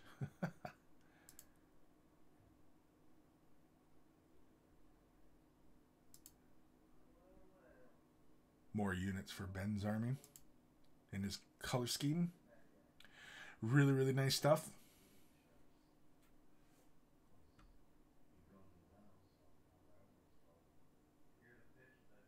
I like the shoulders. Those are really cool. Very, very awesome. Thank you, Ben, for sending that in. Awesome work. Just really good. The base looks fantastic. You know what? Let me jump over to the comments. No, that's not the comments. Is Ben still here? Dry brush and dark sand powder from Forge World. Okay, so it is pigments. Okay. Right? Because if it's dark sand from Forge World, yeah, that's got to be pigments then. It is dry brush mostly. Yeah. Well, I can see like the highlights were dry brush, but I was wondering because it looked like pigment you threw inside the recesses and everything. So good stuff. I like it. I like when pigments on the base, especially when going for that dusty, sandy, or excessive rustiness. I like pigments for that. It's hard to beat pigments for those effects. Yeah. So good job. I like it. Nathaniel at Ben, have you made this base yourself or bought it pre-made? I'm gonna guess Ben made that. That looked like Ben made it. I mean, I could be wrong. It could be a pre-made base. If it's a pre-made base, then kudos to Ben for a good job painting it. If he made it, then, you know, extra bonus points because, yeah, it looks really good. I like it. And for somebody asking if he pre-made or bought a pre-made, I suspect Ben made this. I could be wrong. Maybe Ben didn't make it. I don't know. Ben, did you make it? Ben? Ben? Where's Ben? Anyway. Aaron Seach. Kris, how are you liking the Sotar? I haven't done too much with the Sotar. I basically was cleaning it and prepping it and getting it ready. But I haven't put it through its paces. I was actually thinking of hitting my my illustration board that I've been kind of slowly working on. I haven't done any more work on it, and I basically was just going to use some ink and just, you know, test it out. I was thinking about doing a video of a side-by-side comparison of the Chrome and the Sotar and seeing how they perform between each other. I assume relatively the same, but the Chrome has two parts of the metal that come out, and I think that kind of affects the airflow. And I'm pretty sure the needles are similar. I think they're both 0.2 or 0.2, whatever. I could be wrong. I'm probably wrong. Whereas the Sotar has no guards in the front, and it's a bare needle right to the front. And the needle, the nozzle construction on the Chrome is different from the Sotar, and I'm wondering how that that nozzle construction differs because just the way it seats around the needle, and so yeah, I'm kind of wondering. Ben, the base was pre-made. Was it? Okay, well then, excellent. It looks really great, but I will look it up in a bit. Yeah, it was a pre-made base. Okay, I thought Ben made it. I had no idea. It was good work. Good paint job. It was a good paint job. fooled me. But I mean, I'm not really paying attention to a lot of pre-made bases, so I wouldn't have. If I was paying attention to pre-made bases, I probably would have recognized it and said, "Oh yeah, it's a pre-made base from so and so," right? But yeah, I mean, I'm not paying attention. I'm usually not paying attention anyway.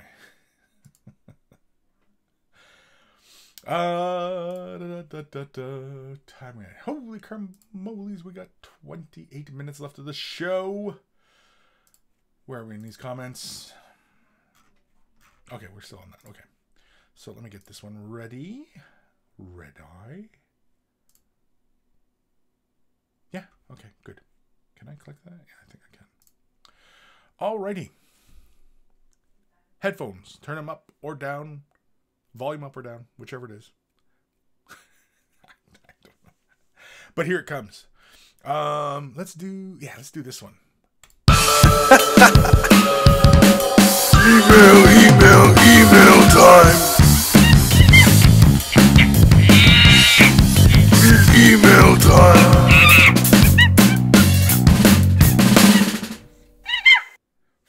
Coffee, please. Is the song done? Oh, shoot, the song's done. There we go. Sorry. Email. This one is from Sophie. Hi, Kris. Here's the work in progress of my blood secretor. Is that what it's called? Secretor? Love way of the brush. As you can see, I'm terrible at painting, as I said. But it's fun. Hope Adepticon was fun. No, don't say you're terrible. You're still learning. How can you say you're terrible at something that you're still learning? You know, that doesn't make any sense. So, no. Not terrible. Here we go. So, here is Sophie's blood secretor. Secretor? I don't see anything wrong with it. Paint looks like where it should be. Yeah, you know, some areas like up by like where the red of the icon and the gold meet, I can see the red kind of caught over. But you know what? That kind of thing you can improve upon with time. And as I was talking the other day about, you know, if you are new to this hobby, you know, don't be discouraged by this. In fact, let this encourage you and learn from it and move forward from this, because this is good. Because again, like honestly, my first models did not look this good. Okay? And I'm saying this with all honesty. I'm not blowing smoke up anybody's ass. My painting was really, really bad. And, you know, I didn't really see anything wrong with, like, for example, like I see on the forearm, there's a bit of gold where it looks like the flesh would be. But it doesn't quite look like, I don't know if you're going to do that flesh gray like that or what. But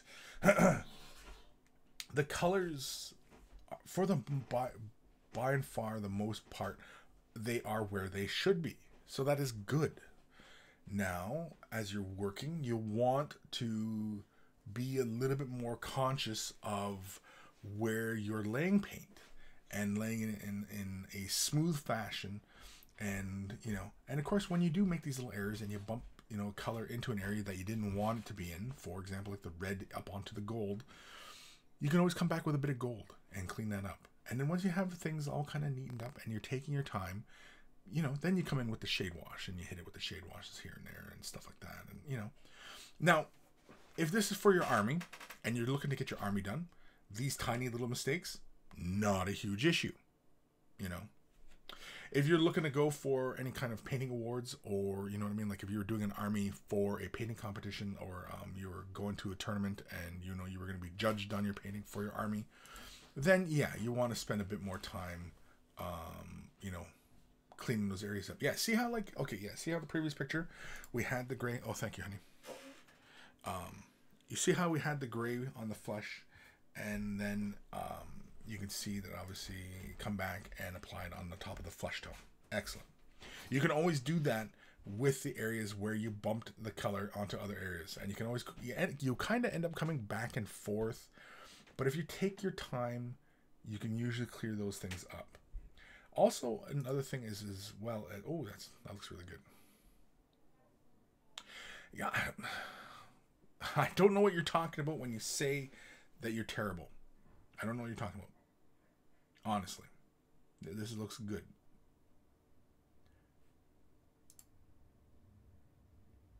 Getting more contrast on it. Oh, look, see, like the edging on the gold. See, and you came back and you corrected some of those points of red that were on gold sections. You know, you know what the real difference between really excellent painters and people who are brand new is time. Time and experience. That's it. You just got to put your time in and build your experience. And you will paint. Oh, this is the very beginning. Very cool. We went so far into the future and then all of a sudden came right back. Very, very cool though. Really good work. I don't see anything wrong with it. I don't know what you're talking about. You're doing even edge highlighting, right? You're doing edge highlighting. Now, when doing edge highlighting, yes, slow down, take your time. Slow down. That's all I'm seeing here is this. You just need to slow down a bit more and take your time. Also, too, you may, when you're doing these fine kind of edgings, you want to make sure that you have a good brush that comes to a good point. There's lots of brushes out there that will offer this. The Citadel one is fine. If the Citadel one is available, get the Citadel one. Nothing wrong with the Citadel brushes. Especially when you're starting out in this hobby. Absolutely nothing wrong with them. Don't get too drawn into the whole good brush, bad brush debate.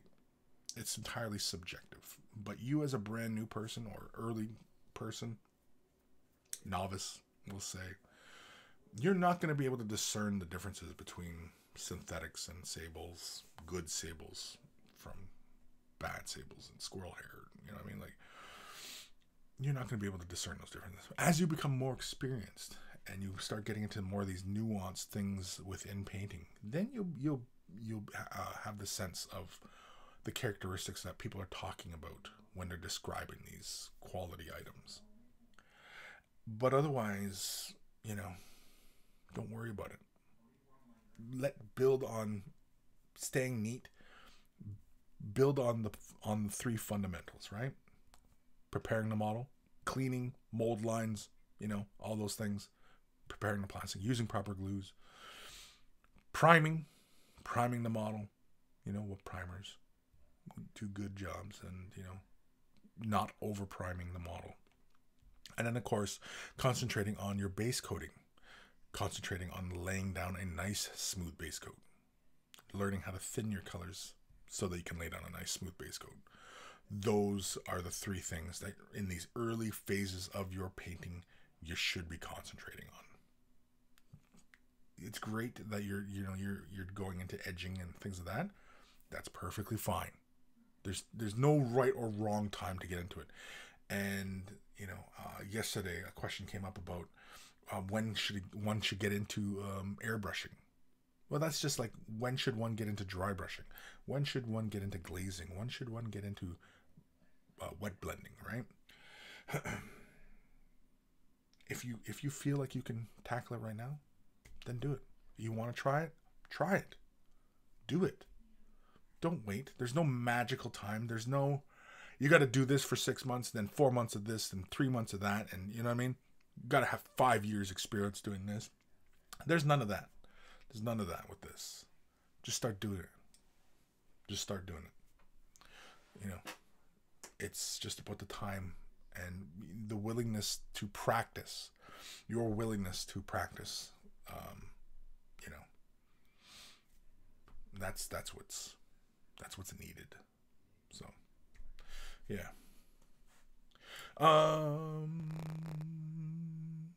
Aaron Seach at Sophie. Good work. I like it. Nathaniel at Sophie. Impressive work. Yes, it was. It is good. It is good. Don't get me wrong. I'm like I said, Sophie. I'm not trying to build you up or anything like that. Like, I'm just everything in time. And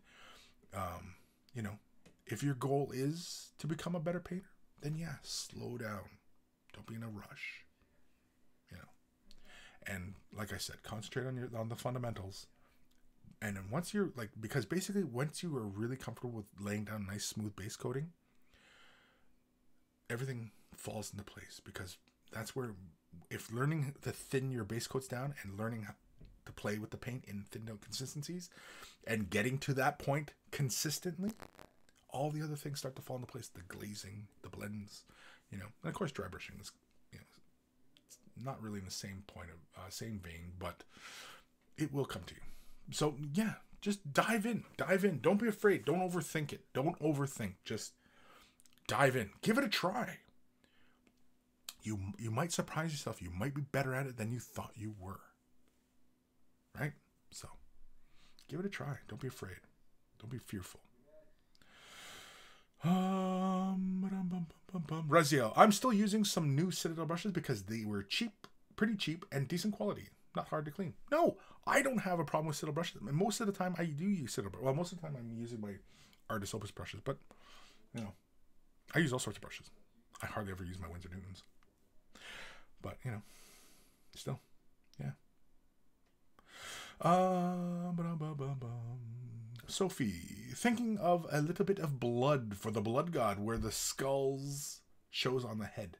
Yeah, Blood for the Blood God's a fun one. That's a fun one. Don't get carried away with it, though. Another fun one with Blood for the Blood God. Here's a fun one. And I've shown this in videos in Mini Wargaming's Vault. If you're a Vault member, check it out. If you're not a Vault member, you should try it. 7 days for free. Just make sure you get the silver membership. And guaranteed you'll stay. But if you want to see the vast collection of videos I've created, well over 1,000 videos on different subjects. But anyway, Blood for the Blood God in a nutshell. This is another fun one. If you want to get like decent little splatterings and stuff like that, get yourself. I don't have one here. Do I? No, I don't. Blood for the Blood God. Put it on your palette. Put it like a little drop of Blood for the Blood God on your palette. Get an old toothbrush, dunk it into the toothbrush, and very carefully just do a little flick just run your finger along the bristles of the brush and flick that Blood for the Blood God just a little bit, and you'll get that little bit of the little flecks of blood and stuff like that. Don't go wild. It often becomes that less is more, but yeah, don't go overboard. Try not to. Now, mind you, though, even for corn models, having them drenched in blood would be fitting, but when your goal is to create a certain vibe with the model, right? You know, yeah. But give that a try. Blood for the Blood God. Just use a little old toothbrush. Or use somebody's toothbrush who you don't really like. They brush their teeth. They're like, what the hell is Blood for the Blood God in my mouth? Oh, God. No, what's happening to me?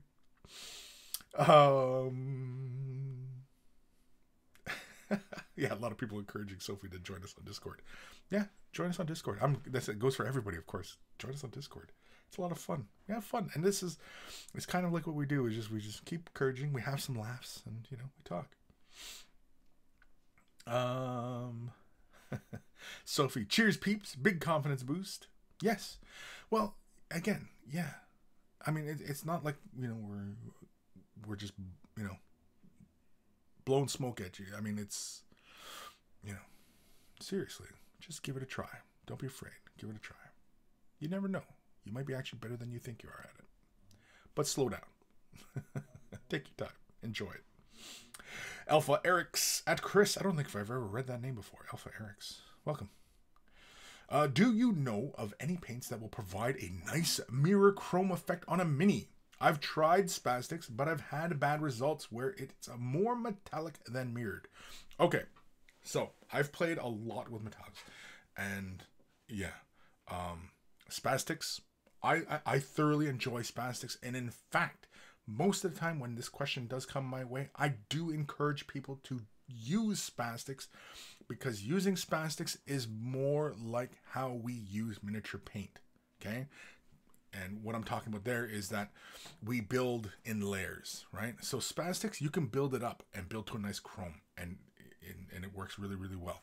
But the key factor is with using lacquer-based paints and with these metallics is it's got to sit on a smooth base. So I highly, highly, highly recommend using a gloss primer or gloss base. So Say, for example, you primed in regular primer. Okay, you can still lay this stuff down and get a really good effect. But sometimes if you've over primed, it gets a little chalky, so be mindful.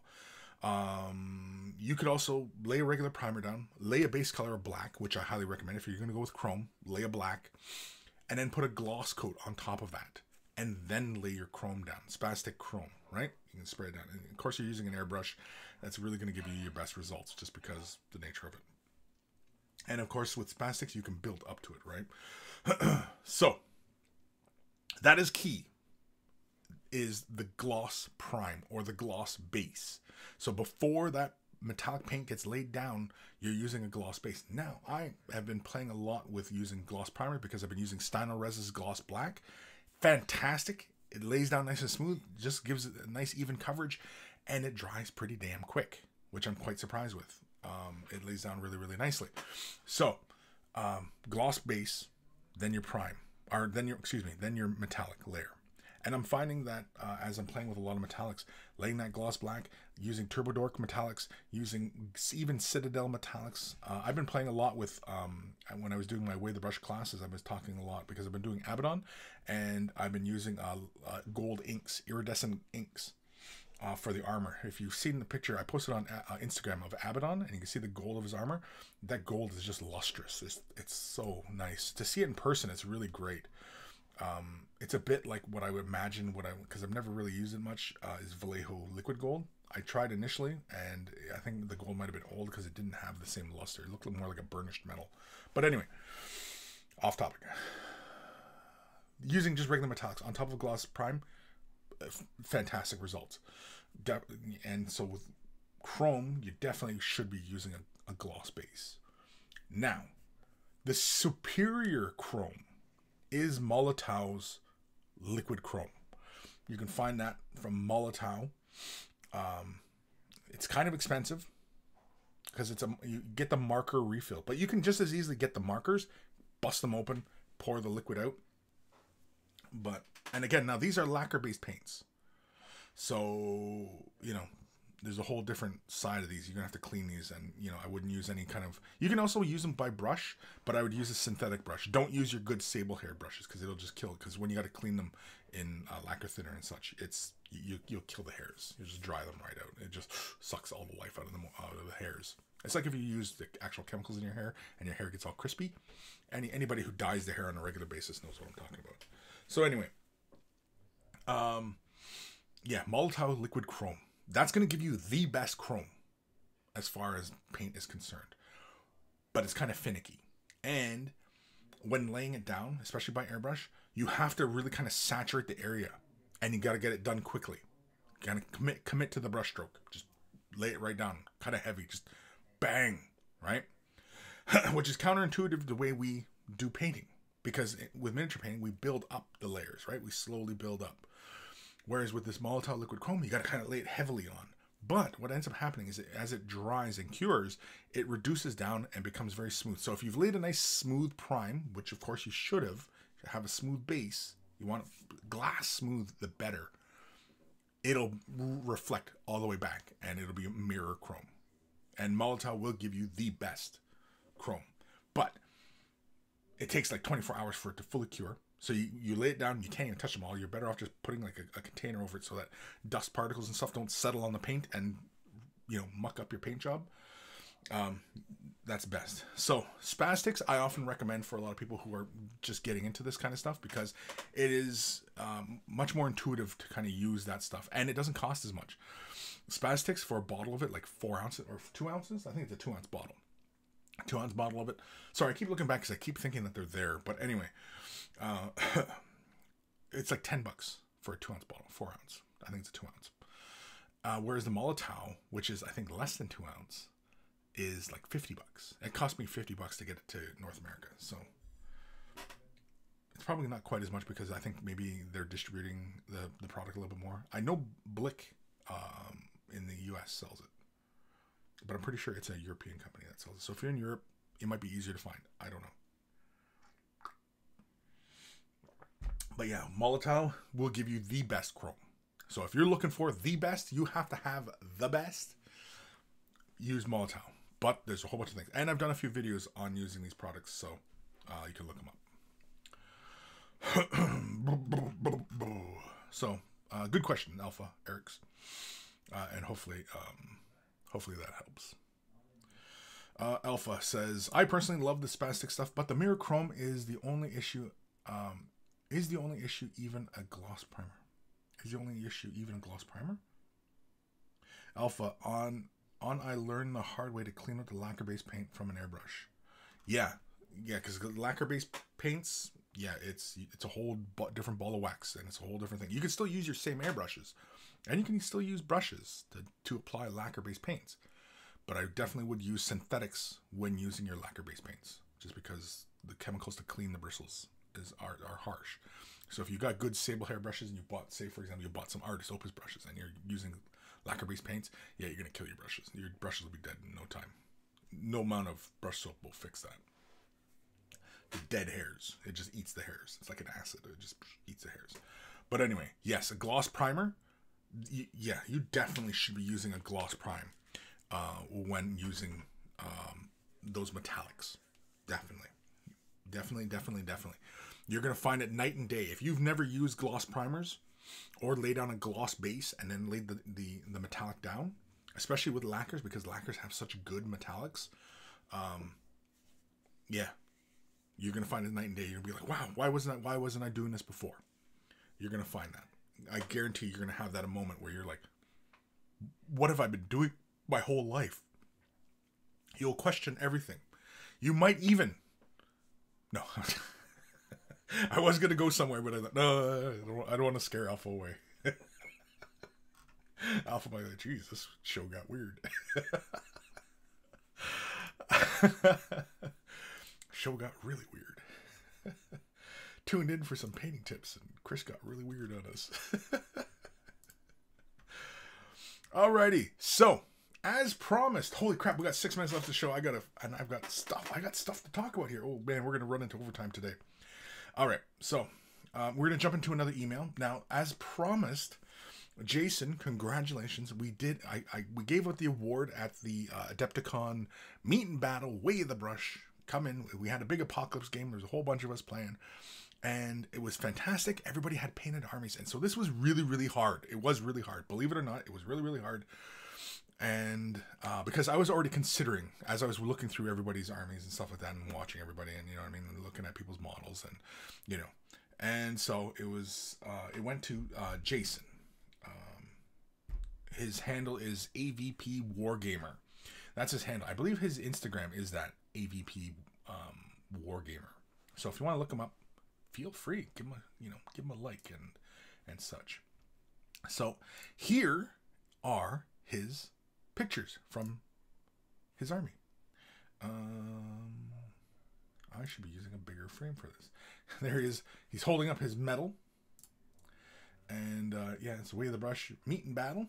Best appearance. And so here's his Tyranids. And they had this really great red with that deep blue. Really, really fun. I like the highlighting on all the little soft fleshy bits. Really good stuff. I just thought it was a really great color scheme.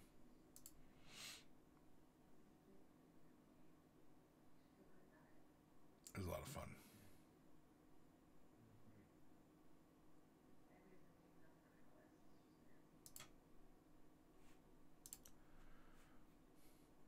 Proudly displaying his medal.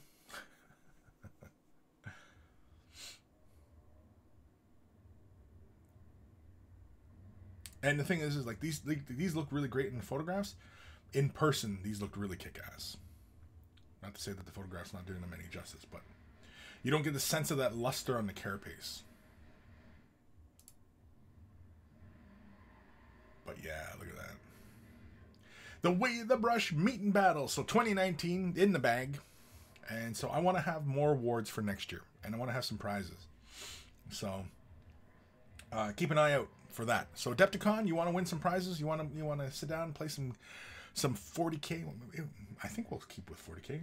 I don't know. We can do whatever because this is, again, like the show, we can do whatever we like. This is just random crap I throw together and do whatever. And so, yeah.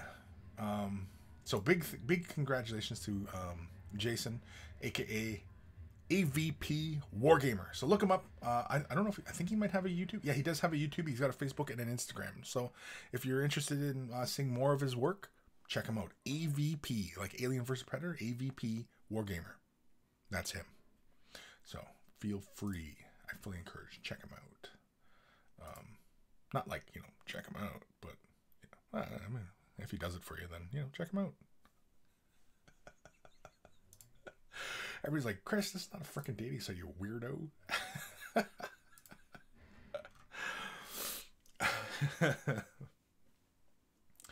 Reziel, never used a gloss primer. Are they best for normal acrylic paint, acrylic metallics too? Yes. Oh, definitely. Yeah. Night and day. Night and day. G squared, what would you recommend for a gloss primer from a can? You know what, for McCann, I was using, remember, I don't know if you remember it, but I did a Eldar Harlequin skimmer, a vehicle, and that I used Krylon. It might have been Krylon Gloss Black, and that's what it straight out of the can onto the bare plastic. It holds on just fine, but you had to let it sit for a couple hours. In fact, I think I let mine sit overnight for the paint to fully cure. Nice gloss sheen to it. But I found that once I started using Stano-Res's primer and I started using Stano-Res Gloss Black, I never went back to the spray can because I can control the effects much more effectively rather than a spray can. Spray can, I'm at the mercy of how much PSI is coming out of that versus an airbrush where I can control. You know what I mean? I'm a bit of a control freak, but I can control the effect, and so yeah. So I prefer it out of an airbrush, but if you're using spray can, pretty much any gloss black will do. That should help, right? So I don't always recommend it, but and if that's what you got, it's what you got, right? But yeah, definitely should be using gloss with those metallics. Definitely. Like if the model is predominantly metallic, like you're doing Space Marines, all in metallic armor, like you're doing Iron Warriors or something, yeah, gloss black, spray the metals, boom, you're like, wow, where has this been all my life? Guaranteed. And in fact, send me a picture of what you're doing. If you play with gloss, if you've never used a gloss primer before, or as a gloss base, and then lay your metallics down, let me know. Send me an email. Let me know how you like the effect, because I guarantee you it'll blow your mind and you go, why wasn't I doing this before? Why wasn't I doing this?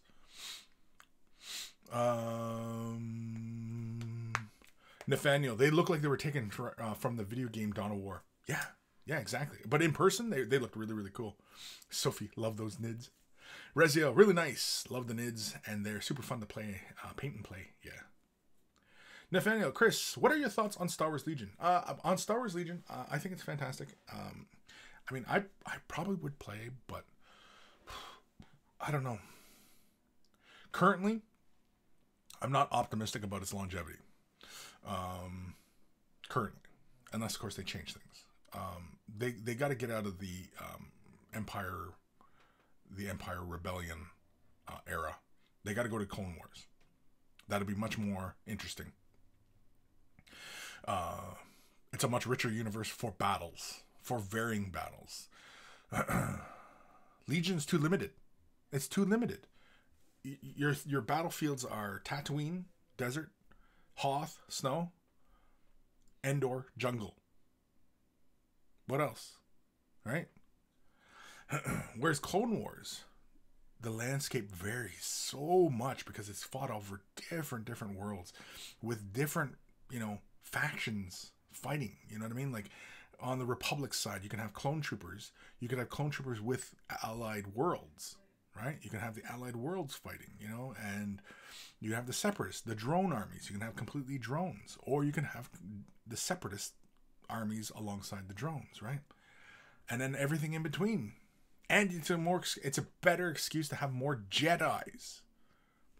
Who doesn't want more Jedis in the game? To play a bunch of Jedis running around and hacking stuff down. You know what I mean? Like, it's just a far richer tabletop universe to explore, rather than, you know, the Empire and Rebels. I like Empire and Rebels scenarios, but I'd only ever play on Hoth. But after a year of playing on Hoth, I'd be very bored of it.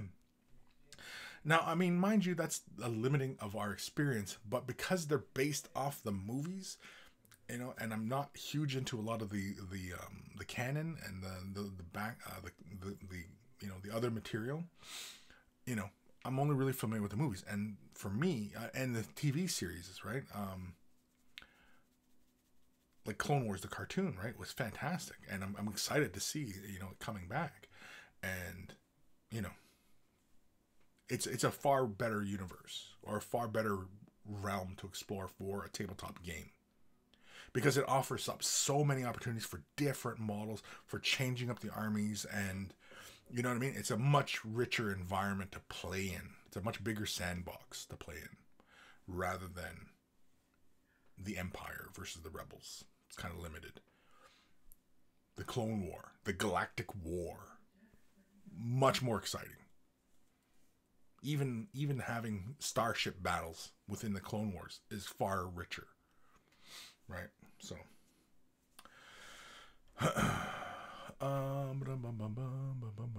Nathaniel, that was Nathaniel's question.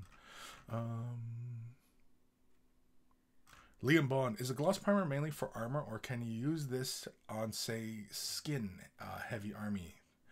You can, yeah, you can use the gloss prime on for skin, but what ends up happening with that is it just feels very, very kind of smooth, and it's especially if you're not working with airbrush. Okay, if you're not working with airbrush, it's not necessary to work with a gloss prime. The gloss prime only really works well with metallics, and so if you know predominantly the model is going to be mostly metallics, then yeah. Now, for example, if you're painting areas that are flesh or cloth, or, you know what I mean, and other fur, stuff like that, it's okay to, you know, use the gloss prime, paint your metallic areas, then paint those other areas as well. There's nothing funny going to happen there, but it's not necessary if, you know, the model is mostly, you know, flesh, or it's scales. Well, even scales, I suppose, too. You could use gloss. You know what? Don't limit yourself. If you want a gloss prime gloss. Just try it. It's not going to have any odd effects. It's going to affect your finish, but it's not going to be like, you know, I can't paint this. You know, oh, this doesn't make any sense. You know, it's nothing like that. Don't be afraid. Don't overthink it either. Pirate Captain Daniel, Star Wars Legion is soon releasing Clone Wars. The X-Wing also has Clone Wars now. Okay, excellent. I don't keep up with Star Wars tabletop, so that's cool. You know, I've been saying that for years, that Clone Wars is a much richer environment. They should have started with that.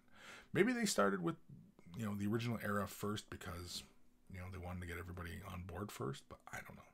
I don't know what the thought process was, but they should have just started with Clone Wars because it's just a richer environment. And then just have the classic, you know, Empire and Rebels as just an add-in, and have an era of it. You know what I mean? Kind of like how Bolt Action, you have the eras in the game, and you can have like how your army composition is affected.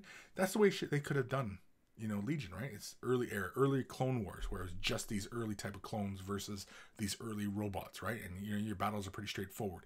And then you get mid-war and late war, and then, you know, your early rebellion and late rebellion. You know what I mean? Like, and just built on the history and then the chronology of how these wars were fought, and because it's all made up anyway, right? But, you know, done that kind of thing, right? And so, you know, it's just all these opportunities. Actually, I don't know. I've never read it, so I have no idea if that's how it is laid out, but I'm just speculating.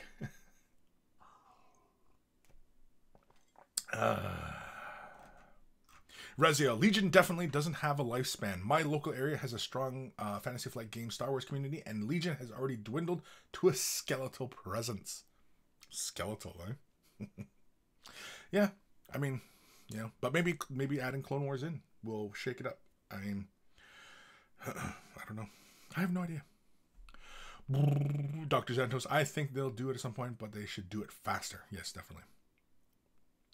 G squared. What metallic inks were you mentioning before? Liquitex. Liquitex iridescent metals. They're inks. They come in like ink bottles, and they're metallics, but they're ink form. So, yeah.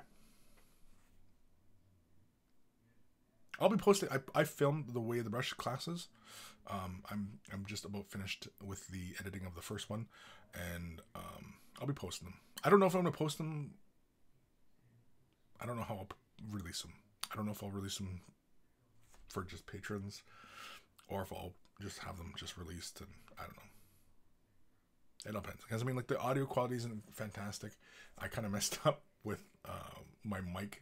I was wearing a lapel mic, and apparently I forgot about a setting on it. So yeah, my bad.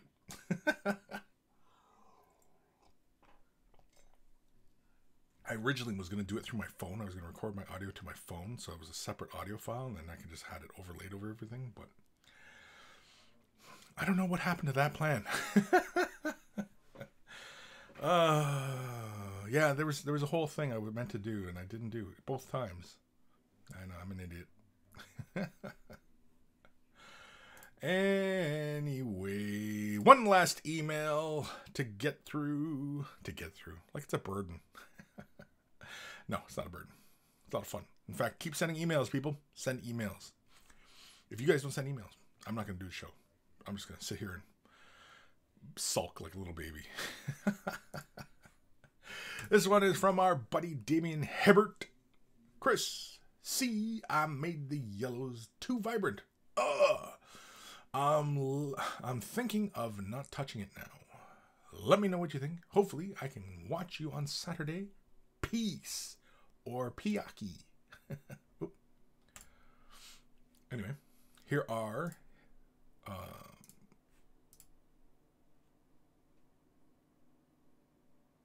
Damien's offering. Sorry, I was caught with another mess. I like the way you did the armor. I can see the darker greens, then the shadow points, and then I like the little highlights you added on. The yellow, you don't like the yellow? It's very vibrant.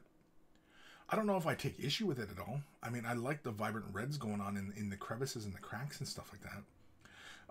If anything, okay, if I was going to have any kind of issue, I think your blood is a little too vibrant red. It should have a little bit deeper tone to it. If I was going to have an issue with anything, but I'm not really having an issue. That's the only thing, if I was to have an issue. But I think your highlighting is great. I like the tones. The yellow. You know what you could do? If you're not entirely happy with that, okay. Now I'm going to assume you're layering this. Let's have a quick zoom in here. Is this going to give me? Yeah, it's going to give me a little bit of clarity. Yeah, it looks like you're layering this, right? So if you're very comfortable with your layering, and are you comfortable with your glazing? Because what you could do is take a color like, I don't know, Screaming Skull. You could take Screaming Skull, thin it down. You could either mix it with this yellow that you used, all right, desaturate it, knock a bit of the vibrancy out of it, or you can turn Screaming Skull into a glaze and very, very lightly do a little bit of highlighting. Very, very minimal. Very, very small highlights here and there. And that little layering may knock the saturation out if this yellow is too vibrant to you. Now, for me personally, on the belly, I like that vibrant yellow. On the eye, on the face, the bright yellow kind of conflicts with the eyes. And I think a lighter tone or desaturation of the face will make those eyes stand out a little bit more. So, and that's what I would want. I would want those eyes to stand out more. So, yeah, on the face, I could see desaturating. On the belly, yeah, sure, why not, right? So that the flesh tones feel similar. Yeah. I like the gore on the blade, though. Like, that looks like real blood, but it's a little bit vibrant. I'm looking at the hook, and that red is like fire engine red. Good work on the wings. I like the transition of color. I like all the tone that you've created here. It's really great.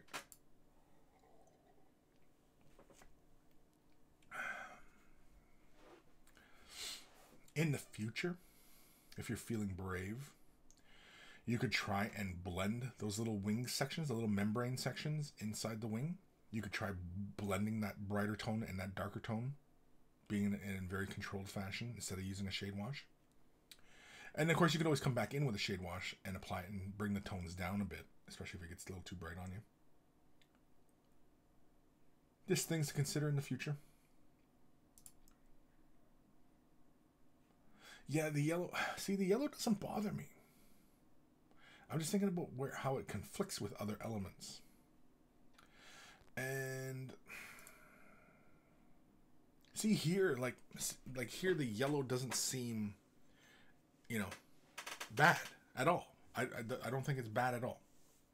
But when I look at the eye, I want that eye to stand out more. And so, yeah, I can see knocking a bit of that yellow out of the flesh. And maybe push the highlights a little further too. Recede some of those deep tones, especially like in the brow. Bring a little bit more highlights in towards where the flesh meets the horn. The striations of like the muscle and the flesh, like that along the jawline. Bring those out a little bit more. Especially around his muscle mass and his belly. Yeah. I think was that the last one? Oh, that was the last one. So, thank you, Damien. Old man Logan just sent you an email. Yeah, we'll get to that next week, because that one from Damien was the last one I had gotten. But yeah, I see that there's a couple more now. But yeah, I see Old Man, and I see Metathronos. Oh, and another Damon. Oh yeah. So we got a few emails going. So yeah, we're good for, I think, keep sending emails, of course, but yeah, we got a few for next week. So we got some fire for next week. We've got some wood for next week. We got some wood. Jeez. Better watch how I say things.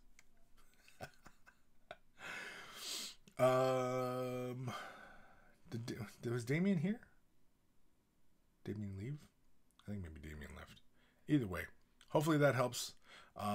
Again, like I said, use some Screaming Skull, add it to the yellow you used, and do another little highlight. Or you can just take the Screaming Skull, break it into a glaze if you're comfortable with glazing, and just very gently glaze some of those little areas and just kind of knock some of that yellow down a bit. You might want to try that. And hopefully that knocks a bit of the vibrancy. I would also add a little bit more highlights to some areas. Just so that, I don't know. Because some areas look like they should have highlights and they don't have any highlights. And yeah, that might also knock some of that yellow out as well. Because you're having all that contrast going on, right? So anyway, Liam Bond, thank you, Kris. Have a great day. I begin experimenting with my painting. What's the worst that can happen? Bye. Nathaniel, yellow is a difficult color, but in this case, job very well done. Yeah, I'm there are no difficult colors. Yeah, a lot of people say white, black, yellow, red. Those tend to be the 4 difficult colors people comment on. Not really. The only time that people have a hard time with those colors is because with bright colors, they end up priming with a dark prime. And they're trying to build up to a certain vibrancy. And, they've made that error. You use the right prime. You want it bright, you prime it white, right? So, in black, yeah, sometimes that can fall within the category of it's the black. Some people have issues with, say, Citadel black. But it's to each his own. It's how they work, how many layers you want to build. What prime you're using, all these things. There's a whole bunch of factors. And again, preference towards particular products, brushes, techniques. It's all subjective. And in fact, as a developing painter, you should strive to have a very broad view of all these techniques, materials, a much broader view of the world. I fully encourage. Not so narrow, dogmatic about this or that. That's baloney. A much broader approach. That way, nothing. You fear nothing. Enforcer, Kris, how do you paint a red line? With red paint, obviously, and a brush. And I think on that, I think we're done. So, if you are brand new to this hobby and you need help with your color scheme, or you need help with a particular technique, or you want to know about some sort of product combination, what have you, any questions, feel free to always ask your questions. If you're attending live, you can ask them over in the chat, whichever direction it happens to be, over here, I think. And, of course, you can send me an email. It's in the description below, Kris@miniwargaming.com. It's Kris @miniwargaming.com. Send me an email. And, of course, if you're going to include pictures, send them as attachments in the email. Don't send it off as links to other sites and stuff like that, because often they have other ads running and stuff, and it's baloney, and it annoys me. So don't do it. Send us attachments in the email. And, yeah, feel free to ask your questions, please. This show lives and breathes on your emails. So, you know, send me emails, please. My God, man, send me emails. It's like food. The emails are food to me. Way the Brush sustains itself on the emails. Also, in the description below is a link to wayofthebrush.com. That is the central hub of all this silliness. Has a link to all the social medias, the Instagrams, Twitters, stuff like that. Also links to Discord. Join us on Discord. We keep the conversation going there, and of course we're talking about anything and everything there as well. So it's not just painting, it's life in general. And you know, I like to think that a lot of us have become friends over Discord. Some of us have some long relationships through the years, and you know, Discord has just made those a lot more solid and a lot more fun. And you know, it's just been a fantastic community on Discord. So if you want to be part of it, feel free to join. It doesn't cost anything, you know, and you can use it on mobile, Windows, Mac, even I think Linux as well. Waythebrush.com also has links to t-shirts. If you want to get yourself a t-shirt, help support the cause, and look like a connoisseur of all that is good and holy in this world, they're wearing a Way the Brush t-shirt. And for everybody who has purchased themselves a t-shirt or shirt or even hoodie, I think we also have hoodies there as well. I forgot where I was going with this. Oh, everybody who's purchased these, send a picture of yourself in your shirt, and I will add it to the Monkey Shrine, which is also on waythebrush.com. And, you know, because it's a lot of fun. And, you know, I like putting faces to the names. And it's just, you know, it's just all about building the community, building friendships, and, you know, helping each other. And, of course, you know, that's really the big one. Because everybody who has paid attention and listened to me ramble on about stuff for any length of time pretty much knows some of my answers to a lot of things. And, you know, feel free to ask your question, because if I'm not able to help you at the time, one of the other monkeys most likely will have the answer as well.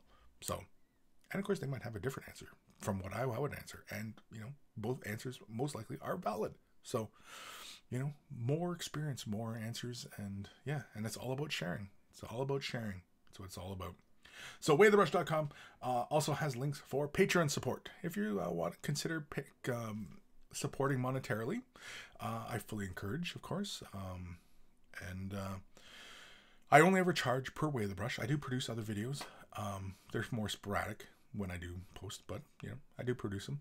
But I only ever charge per Way of the Brush. So if you're considering supporting monetarily, and I only do Way of the Brush once a week, so you know what you're getting yourself into if you want to help support. And supporting by Patreon helps keep the lights on, as it were, and helps provide for upgrades, prize support, you know, maintenance, all these things. So it's really fantastic. And a big thank you to all my current patrons and everybody who's a future patron as well. Big thank you to you guys, as you know, a lot of this is because of you, and you know, making improvements and upgrades, and you know, all these things is because of you guys. So you guys are what makes this great. And of course, like I said, the emails make it great. Everything, you guys, this show is all about you guys, and so without you, this would be nothing. And you know, thank you everybody. Of course, big thank you to Guy Muir Alfer, aka Carl, aka Beer and Blood Bowl. That's his YouTube channel. Check him out if you love yourself some beer and you love yourself some Blood Bowl. For taking the time out of his busy schedule to create the email jingles before every email segment of the show. They put a smile on our face, and they're so much fun. And of course, for everybody wearing headphones, it blasts their eardrums. I know I got to adjust that volume, I think, at some point. But you know what? Screw it. We're too far into this that, you know, I'm not going to bother correcting Screw it. Is that the usual spiel? Ending spiel? So, big thank you. If you're brand new to, or for everybody out there, like the video, comment, subscribe, ring the bell, and share this video. You know, it all helps. Of course, that is for everybody else out there that, you know, maybe you're not able to support monetarily. Well, liking, commenting, subscribing, hitting the little bell, and sharing the video all helps the show as well. So, you know, Kris needs your help. I need your help, please. Oh, God. We're done. Are we done? We're done. Sophie, great stream. Have fun, guys. See you all next Saturday for another stream. Yes, we'll see you later, Sophie. But, of course, you can always join us on Discord as well. Again, everybody, join us on Discord. We're always having laughs. And it sometimes gets a little weird. So, beware. But we try not to be too... I shouldn't say we try not to be too offensive, but sometimes it gets a little offensive. We've had a few bad monkeys out there who've, you know, gotten themselves banished. But, you know, it's rare. Rare. We've had the Discord running, what, 2 years? Almost 2 years? It's rare. Super rare. Really rare. Dark Commission. Did we not do your thing today? Oh crap. I did. Oh my God. I'm such an idiot. All right. Hold on. Okay. We're going into overtime, kids. It's overtime. It's way the rush overtime. I'm such an idiot. I completely forgot about poor Dark Commission. Because he was talking about getting pictures done of his piece he had sent me. I don't have it here, actually. It's still in my office. But he had sent me, he came to visit when I went to England. And he gave me a bust that he had painted. And it's of what is it, a Pontiac warrior? It's not a Pontiac warrior, but it's a warrior from that era. Anyway, or is it supposed to be Pontiac? Is it supposed to be Pontiac? Anyway, Ripley, my banishment is looming. Looming. It is looming. So here is Dark Commission's bust that he gifted to me. This is his piece. Have a look-see at this. So I took the pictures. He did not take the pictures at the time because I don't know. I can't remember why. But anyway, look at this guy. I like it. Now the highlights are pretty strong from the sides from the lights because I was using a little light box here to take these pictures. And yeah, there is a slight sheen on the shirt. That shirt doesn't appear that blue-gray. It actually is more of a dark navy blue. It's just the lighting. But again, that's how you take nice big pictures, right? So here's the bust. Look at the detail. My God. Look how nice and clean those lines are on some of that stuff. The texture in the face, the skin tone. I like the skin tone. He's nice and dark, but not, you know, cartoonish. I like the war paint. How it has that slightly faded look to it. Look at that. Really, really fun. In person, again, the shirt doesn't have as much sheen. In fact, it is a very dark. What tribe? Well, if he's a warrior from that time, he most likely is either Six Nations or he is Anishinaabe, which is what I am, Ojibwe. But I think he might be. I can't remember what this guy's supposed to be. Because again, I mean, you know, it's a mixed look, and this is just obviously warriors running around at the time dressed like this would have a lot of dealings with a lot of Europeans, and you know, there wasn't really any particular particular people that were dressing in this fashion. It's not like anybody wore that hat You know what I mean? Both, any nation, Six Nations, Mohawks, Iroquois, Huron, whoever could be wearing that hat. Ojibwe, Odawa, Potawatomis, they could be all wearing that hat. You know. Although, mind you, though, because of it's really a lot of these northern nations that were partaking in the War of 1812 and the French and British War. You know, they may have dressed a particular way. Oh, he's a Great Lakes warrior. Yeah. So if he's a Great Lakes warrior, then this guy might be Ojibwe. He might be historically Ojibwe. Oops, I went the wrong way. So here's the backside. Nice highlights. Love the leather in the hat. The way the lighting looks on this guy, it's obviously showing everything on him, and it's but the color is much richer. But I love the texture and the skin. I like that, man. The highlights he got on that skin, it's really good. The leather, again, the way you're doing the leather, it's really fantastic. Dark, it's just really great. And the patterning, is really tight. The lines are nice and crisp. I almost thought he had a paintbrush in his hat as well, on the far left of his hat.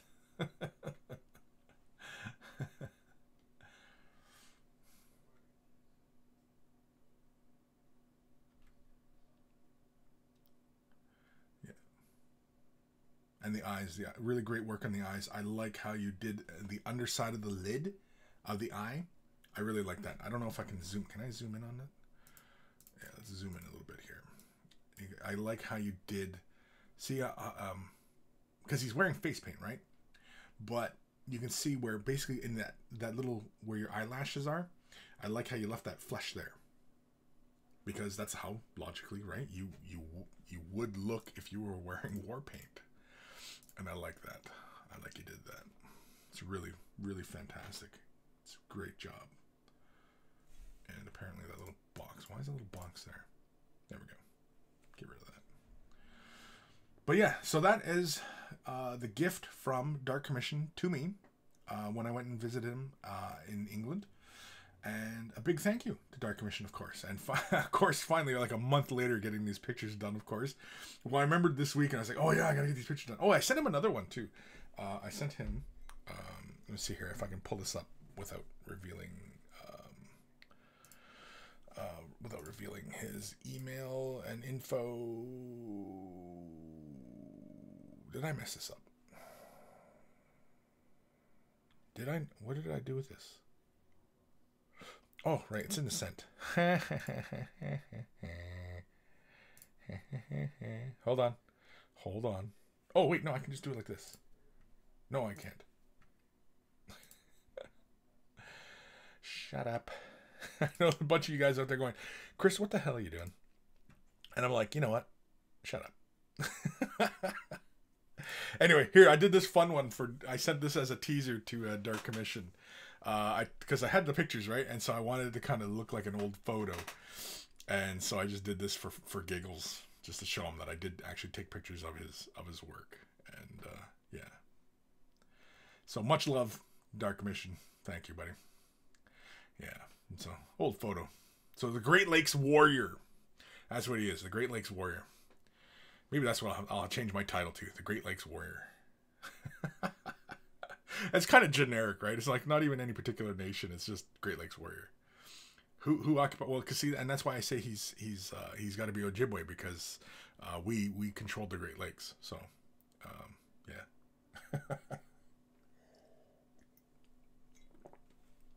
But there you go. So big thank you, Dark Commission. Awesome stuff. Big thank you. And yeah, so I already did my ending spiel. So spiel or spell? Spell? Spiel? Let's get the hell out of here. Let's enjoy the rest of our Saturday. Oh yeah, I was supposed to be done like half hour ago. Because I'm taking off. So I'm not gonna be on Discord today because I got obligations to take care of. So I won't be on. And I just realized that yeah, I was supposed to be off like half hour ago. Oops. The benefits of being at home doing your show, just goofing off. So yeah, Dark Commission, the beadwork, yeah, the beadwork, the beads. What kind of beads? Don't know. But anyway, yeah, big thank you, Dark Commission. Thank you to everybody who tuned in today. Again, keep those emails rolling. I will see you guys later. And join us on Discord. Go to waythebrush.com. Patreon, emails, all of it. Like, comment. Take care of your brushes. They'll take care of you. And I will see you guys later. Later? Yeah, later.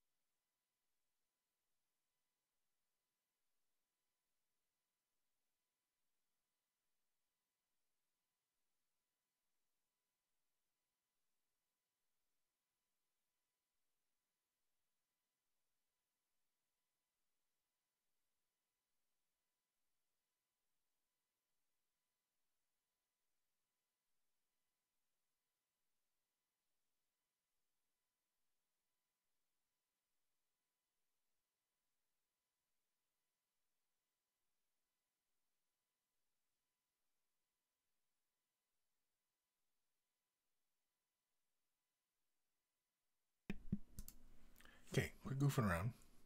Go paint something. Okay? Just remember, don't overthink it. Just give it a try. Okay? Do it. Send me an email. If you try out something new, let me know what your experience is. And of course, for all you guys who, do metallics and wanted to, get better metallics, gloss primer. Definitely do that. And send me pictures of your efforts. And let me know your thoughts as far as your experiences are concerned with, using these. And, yeah. Sorry. My mic was in the shot. Just, wouldn't it be crappy if I just left the camera like that and I'm just kind of like, talking. So here we are, Way the Brush, and, how's it going, people, blah, blah, blah. It'd be such a crap show, wouldn't it? Okay, go paint something. Jeez, I gotta get out of here before the wife starts yelling at me.